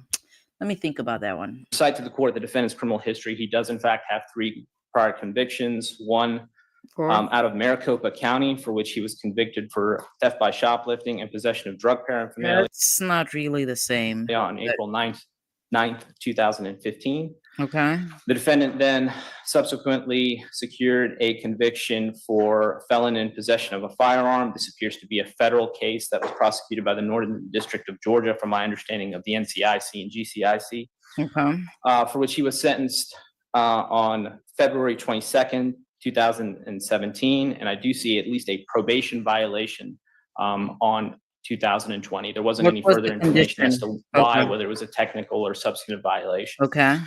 Then on August 28th, 2017, the defendant was convicted in a Fulton County Superior Court case, indictment number 15 SC 140116, and was convicted of 6 charges: conspiracy to commit aggravated assault, participation in criminal street gang activity, that's theft by relevant, receiving, violation of the Georgia Controlled Substance Act, fleeing and attempting to elude, and possession of a firearm by convicted felon. And okay, fleeing, attempting to elude. That particular case, the defendant was found to be in possession of a .40 caliber Smith & Wesson handgun, as well as an AK-47 in a vehicle, where he and his co-defendant in that particular case were on their way to a rival gang member's territory to commit a retaliation assault based on some prior actions. And that is the statement of Mr. Kendrick himself to law enforcement during the investigation of that particular case. Can you give me that case number again, please? Yes, Your Honor. 15 SC 140116. And it does appear that he is on active probation for that particular case, having been sentenced to a 15 years to serve 2 sentences, with the balance of the first 8 years on probation, with the remaining last 5 years being suspended. In addition to that, Judge, we believe the defendant is a risk to reoffend based on his criminal history. Okay, so let's pause a little bit over there. Okay, so obviously, the standard for bond of note, it's usually whether a criminal defendant will abscond or not. But there are other factors that the court has to take into consideration. And one of those is whether a defendant is a danger to the community. Okay. As far as flight risk, I'm still not hearing anything regarding flight risk, with obviously that exception of the warrant that the court or the judge found, right? But as far as the convictions are concerned, again, that is always my issue with plea dealing, because I don't have an indication that he went to trial on the prior convictions. But those are the ultimate consequences of plea dealing, because based off what I'm hearing right now, it does sound like, especially when they're talking about criminal street activity, possession of firearms, it does sound like he is a danger to the community. So I don't know. We believe he's a danger to the community based on the fact that when he was arrested on May 9th, 2022, in between May 9th, 2022 and this date, the defendant has at least 13 reported jail incidents while in the custody of the Fulton County Sheriff. Okay, so incidents in jail, obviously the prosecution is going to bring those up, but for me, anything that's not a conviction really does not matter. Office. Of those 13 incidents, 10 are allegations of violence and 3 are allegations of possession of contraband. Okay. And those include the indicted cases before the court today, which the defense is seeking a bond hearing. And many of those cases, there are other witnesses that came forward, including the most recent one on December 1st, 2024, where the allegations that the defendant was stabbed. Well, he was stabbed in according to what another witness said, both a correction officer and an inmate, because the defendant went up to the inmate and started assaulting him. And I don't know. That doesn't even make sense. I don't know. I guess from the inmate's perspective, he needed to defend himself. Not that I agree that he should have been in possession of a weapon in the jail, but those are the allegations that have been put forth in this particular case. In every single one of those acts, violent incidents that the jail has reported, the defendant, through investigation as well as testimony or statements from other inmates, have pointed him to being the perpetrator of the assault. And so while I certainly understand everyone is talking about the conditions of the jail, Exhibit A is before you as to why it's unsafe. So, Judge, we're respectfully asking the court to deny bond. We believe that the defendant is a danger to the community, a risk to reoffend, and a potential risk of flight given the circumstances of his arrest on May 9th, 2022, when he fled the scene after a search warrant Was that fleeing and was executed on the residence where the defendant was at the time. Do you have any visibility into whether your office is going to be bringing other cases from these other incidents? And I ask not to press or speed anything, but more so for a management, frankly. I mean, Ms. Bumpus needs to know what she and her client are up against. And I know that your office exercises discretion and doesn't indict every little scuffle that happens at the jail. Is it safe to assume that your office has filtered through that and we've got the 2 cases, the contraband and the assault? Or what's your sense? I know you're not committing the office, you're not in that unit, but you do have some managerial perspective. From my understanding, Judge, there is one unindicted case that's been brought to our office. So I'm going to take a look at that and make a determination. With respect to the other ones, without committing anything to the court, I don't believe we'll be going forward on any of those. Okay, so they would be at most, if Mr. Kendrick would go to trial, could be 404B or could be linked to one of these other situations. Or it would be something in aggravation of bond hearing. How is this camera placed? Like, is this camera out here flipped or something? Because isn't this Kayla? And isn't she on this? I don't know. Like inverted, yeah. Oh yeah. That camera is actually inside of the courtroom. Like, and then it's a camera that is on the podium where the where over here. And it's it's a camera in front of him on the podium that's connected to the podium. Because I was trying to figure it. I'm like, why? Okay. They are forecast. Really, what's that? They're really sitting to the right of him, behind him to the right. Kayla. Right over here. Yeah, it's a little. You're right. Like, it's like, what's going on? Maybe one exception. That's correct. Okay. All right. Thank you, Judge. Thank you. Ms. Bumpus, want to give you the last word. I'm going to not be able to rule immediately because I need to look into the probation situation that was just brought to all of our attention. Okay. And certainly want to understand that before I do something on this. I know it's random, but I like this outfit that Kayla had on today. Yes, Judge. And it is my understanding that the allegation of the likelihood of reoffending, I just want to revisit that because the last time that my client committed a crime was in 2015, 10 years ago. And well, minus these jail cases. Right. I don't know the federal one. It sounds like that was resolved in 2017, but that doesn't mean it wasn't 2014 conduct. Your Honor, it's the feds picked up this state case. So they're not two separate crimes. Got it. This 2015 is the federal All case. right, so this just was dual sovereigns, and Mr. They Kendrick wanted got him. squeezed in both places. Yes, Judge. So not two separate acts. And in me saying that, I don't know if this brings any or can help us get clarity on the warrant, because my client's understanding is that the federal probation then trumped the state probation, and he was to be reporting to federal probation because they had taken over this case.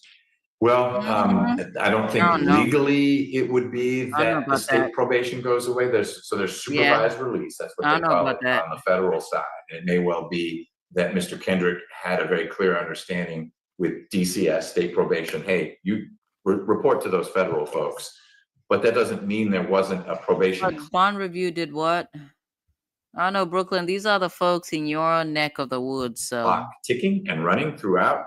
And so what's been brought to my attention is that there may be a probation warrant situation as a result of these two cases. So as is par for poor Mr. Kendrick, everything's all connected. And so it may be deemed a violation of his state probation from the 2015 case that he got mixed up with having contraband and was allegedly part of the assault of Mr. Wimber. And you know that's how it flows. And so if that warrant is out there, then we need to work through that, and setting a bond doesn't make a lot of sense until that warrant is addressed. You know full well, once that warrant is addressed, or if it's lifted or it's dismissed, or I don't know that judges tend to set bond on probation warrants, but if so, then we don't need to reconvene this session. I'll know that warrant's out of the way. And then it does make sense to think about what a bond would look like for Mr. Kendrick for the two cases for which you represent him. Yeah. If there is a warrant, that will just be a little additional time that you can work with Mr. Rao to figure out, is there going to be a third matter, or is this our universe, the assault case and the contraband case? Okay, Your Honor, and just in closing, I just wanted to reiterate for the record that those two, the federal case and the state case, are one occurrence. I got it. And that the additional alleged acts in the jail, I mean, he has not been charged with those. Understood. And my inquiries of Mr. Rao were more, as you heard them, which is, is there more coming that we need to be waiting for? Because fair is the wrong word, but sort of from a due process perspective, Mr. Kendrick's entitled to say, can we wrap all this up?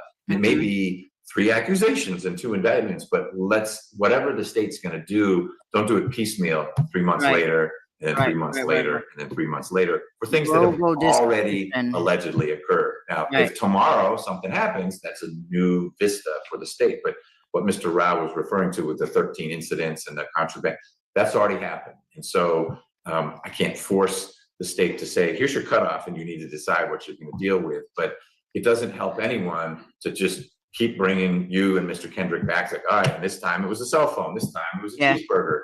Let's just wrap it all up if that's what's going to happen. And I trust Mr. Rao is going to look into that. And they typically don't get every cheeseburger case. You get written up at the jail, but then as you hear about it, that's when someone says, oh, he was a saint when he was in jail. They said, well, not so much. He was a saint who ate cheeseburgers. Are you done? And we worry whether that's a big deal or not. The big deal right now is the possibility that there's this warrant, which makes bond moot in these 2 cases. But as with all things in Mr. Kendrick's life, it's connected to whatever happened in 2015 because it would be that state probation. Okay. Mr. Kendrick, do you have any questions for me about what we were discussing? I'll make sure. Good lawyer, she's going to explain it all. And I like Judge McDaniel to you, but there's a chance right now, not about the facts of your case. Don't tell me I wasn't the guy who did this or that, but about the process we've been discussing. I pretty much understand everything. Okay.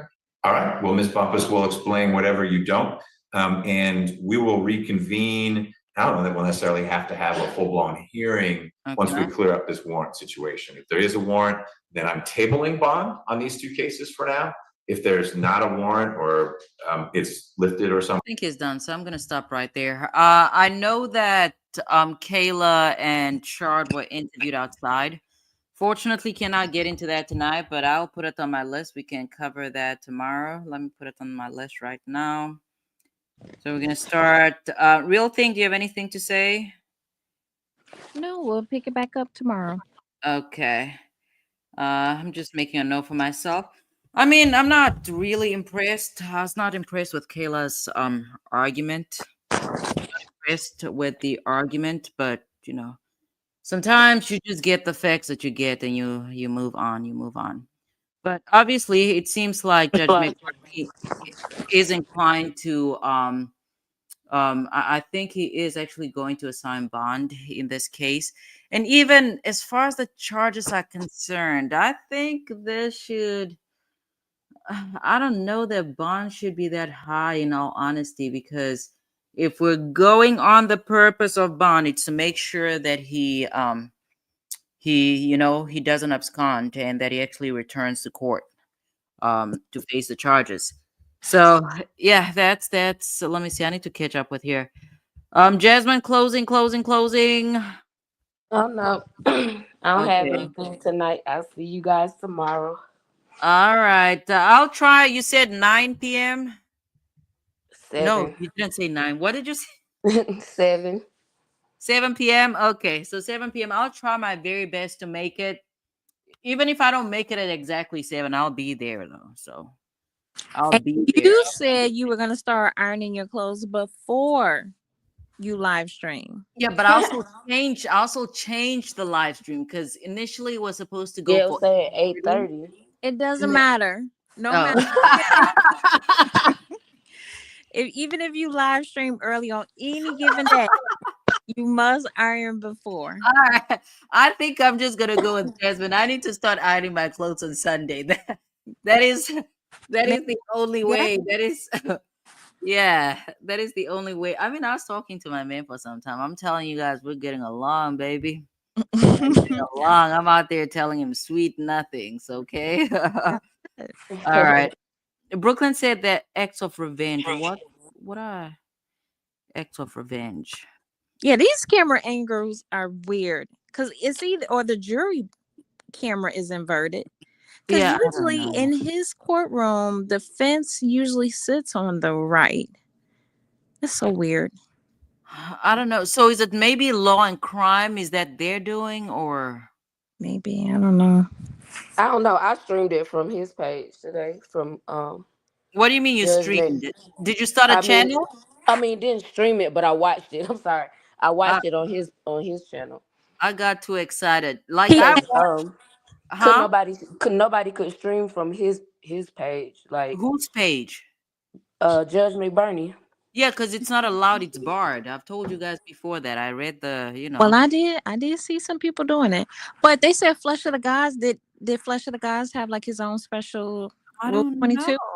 But I don't know what Brooklyn's saying. but I just know okay. that yeah, listen, the last place I'd like to end up is Fulton County Jail. So, I read my terms and conditions and I keep I it moving. mean, I think Atlanta Fox News did it. They were in the courtroom also, and Oh, okay. so it was a couple people in there. Okay. Jasmine, you could have been there too, okay? You could Yeah. have been out there too. So, All right, folks, thanks for hanging out. I mean, we've recapped what is this? The bond, we recapped the what is this?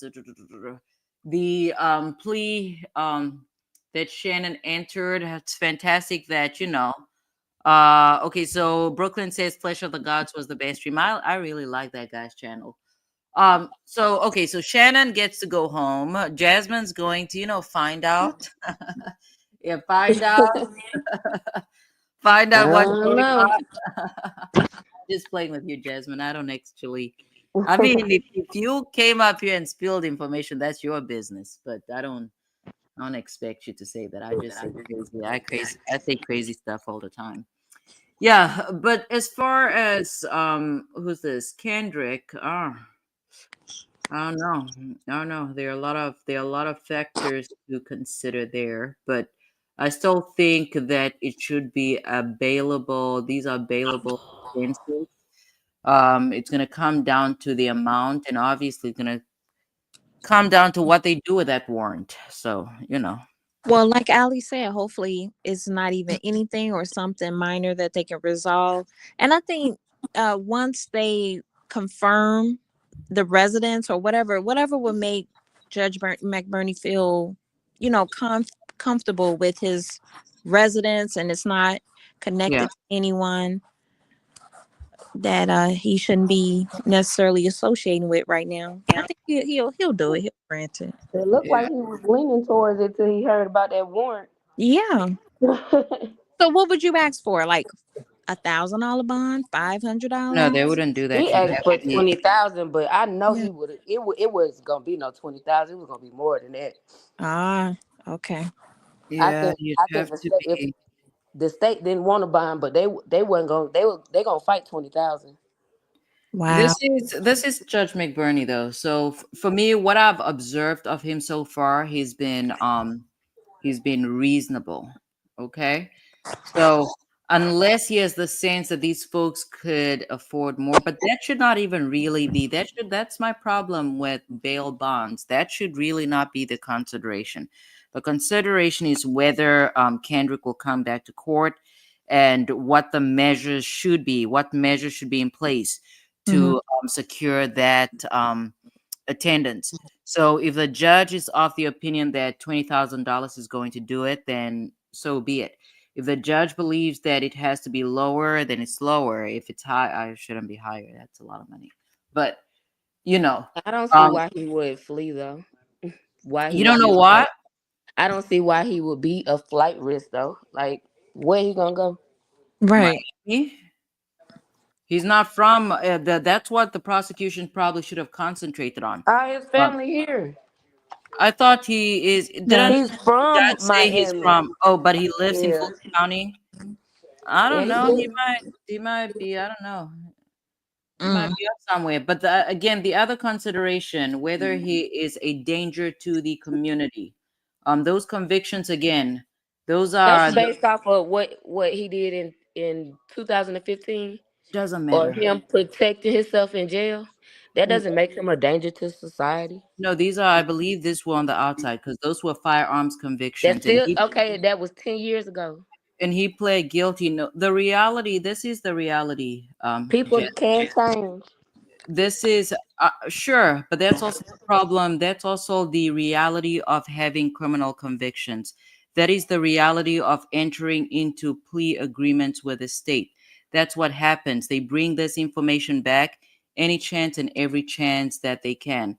That's what So I'm saying. He ain't gonna get in no trouble. sure, I I don't don't feel like know. he's gonna get in any trouble.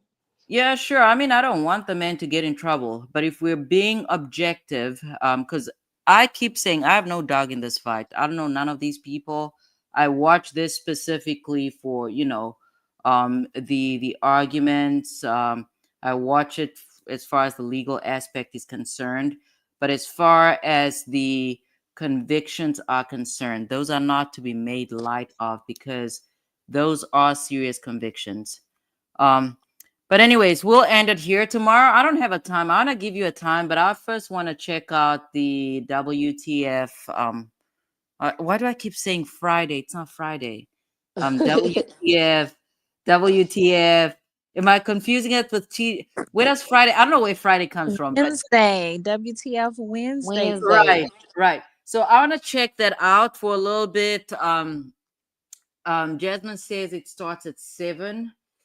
So I'm gonna say 8:30, and I'm gonna be ironed up. Okay, I am going to be I'm gonna be ironing while I'm watching. I think that's how I'm gonna do it. I'll be ironing while I'm watching. So Perfect. And then yeah. when it goes off, we'll come join you. So I'll start out there, and Oh yeah, then you ain't never been over there either. They'll have you laughing, honey. who's You that? love to laugh. Them three, Kayla and Oh, Million. Mel and Miss Jefferson. I Yeah, don't think yeah. it's 3 tomorrow. Tomorrow might be 5. Or more. Or Yeah, they more. might have. I mean, SB really needs to stay on the internet. I'm telling you. They gonna have everybody. They might have Granny in there. Who you think gonna be there? Granny Betty or whatever her name is. Old girl or gangster girl or whatever her name is. This gonna be record breaking if it play out the way it's supposed to play out. I mean, they might probably get all the attorneys and stuff. So, you know, I don't know. they might have. It Might sounds be some like. interesting things that happen. Oh, Oh, okay. So let's meet up there then. My guess is King Slime is gonna show up. who? Ooh, who is Oh King? no. What? I doubt that one. No, I, I I think the attorneys. who is King Slime? Thug? I'm just going off of what Fonnie said. She said he's King Slime. Oh, Yes, she call him the King Slime. Bonnie drinks Grey Goose. She The doesn't head drink slime wine. in I drink charge. Grey Goose. So I don't know. We'll see how it pans out. But I think the attorneys. I foresee Shard out there. I see Shard. I don't care for Doug. I hate to be this person. I really don't care for him. But yeah, I think Max Shard. But then again, I don't know. Max Shard also seems to be the type that stays off the internet. So we'll see. Yeah. He ain't gonna be there. Yeah, I figured he's more of a serious attorney. So I don't see him being. I actually hate it when criminal defense attorneys got there when they're on the news. I hate that. I hate that. But yeah, I see. I don't know. So who's gonna be there then? Gangsta Boo? No, Shannon got out. He out. yeah, I mean that's kind of foreseen, but that man needs to stay off the internet. So We're gonna be surprised. Whoever's Just heard it gonna on the news. and entertained. Okay, Was released I tonight. want entertainment. What's that? I say they just showed it on the news. He was released tonight. You are supposed to be there, Jasmine. You are Wasn't supposed nobody to be there. recording. Oh, you talking about at the courthouse? No, you should have been out there with Kayla recording, getting him, helping him with his little duffel bag or whatever he has. Oh no. It don't look like anybody was out there. They probably did a secret mission type of Yeah, I situation. wanted them to do it in a Oh secret, yeah. just so there's no foolishness. Right. Yeah, I don't know. It's the ATL. In any ways, though, I like Snow on the Bluff. I just don't understand. What don't That's you like understand? it wasn't actually it was like It was a they just docu series type of. I mean, it was a movie. It was a it was a film. movie, but it was not a movie. You know what I'm saying? It was like somebody walking through a neighborhood with a That's what I camera. liked about it because I absolutely hate watching movies, but because it was in the form of a vlog or a documentary, It's so old. I That came out so many listen. years ago. You know Did you which see what movies? year it came out? I think it was 2011 or something along those lines. I enjoy what I enjoy. Like I hate movies, but if you put the last movie that I watched was JD's Revenge. That's a movie from like the Oh my 60s. God, I love that movie. Yeah, so that I like a movie with bad acting. Like give me a shaky camera, bad acting, terrible dialogue. That's what I enjoy right there. So Yeah, that movie, Bones gave me that whole JD's Revenge feel. I'm gonna look that one up. I did not. Bones with Snoop Dogg. Let me get that. Let's Oh, see. you ever seen Tales from the Hood? Nope. Well, that's a Let me get movie, but it's funny. I don't know. We'll get it. Like the only I know now we're talking about some random things. That's what happens when you get Jasmine and I on here. But the only movies that I've actually really watched, any movie and every movie that Tupac has ever starred in. Okay, I made a point to watch those. I love Juice. Like Juice. Gridlock was the worst movie ever. Oh really? Gridlock was horrible. I love Juice though. I love Poetic Justice. Yeah, I mean that's a classic. That's a classic. But Yeah, but Gridlock, I watch even Dolomite. I actually really love Dolomite. That is yeah. who Rudy what? Rudy Ray something something. But yeah, I enjoy terrible movies. Like that's my thing. Watch the ones with like Bruce Lee and you're questioning the karate moves and everything. Yeah. That's my ish. That's what I hate movies. They bore me. So I need Oh, another so form of you like the entertainment. Last Dragon too, Yeah. huh? Give me all the bad acting. That's what I enjoy. But anyways, guys, so I need to go. I need to go iron. So I'll talk to you guys tomorrow. Have a fantastic night. Thanks for hanging out with me. Good night, y'all. See y'all Good tomorrow. A good night, Jazzy. A good night, Real Thing. Old Bag, Brooklyn, Greg. I did not see Greg in here, but Greg, I'm just, everybody. Good night, Diggy. Good night, FFS. All right, folks. I'm off. I'm off. You guys know I cannot. I don't stop talking. So, Bye. all right, bye. Oh, Allie, big shout out to you. Shout out, Allie. Allie.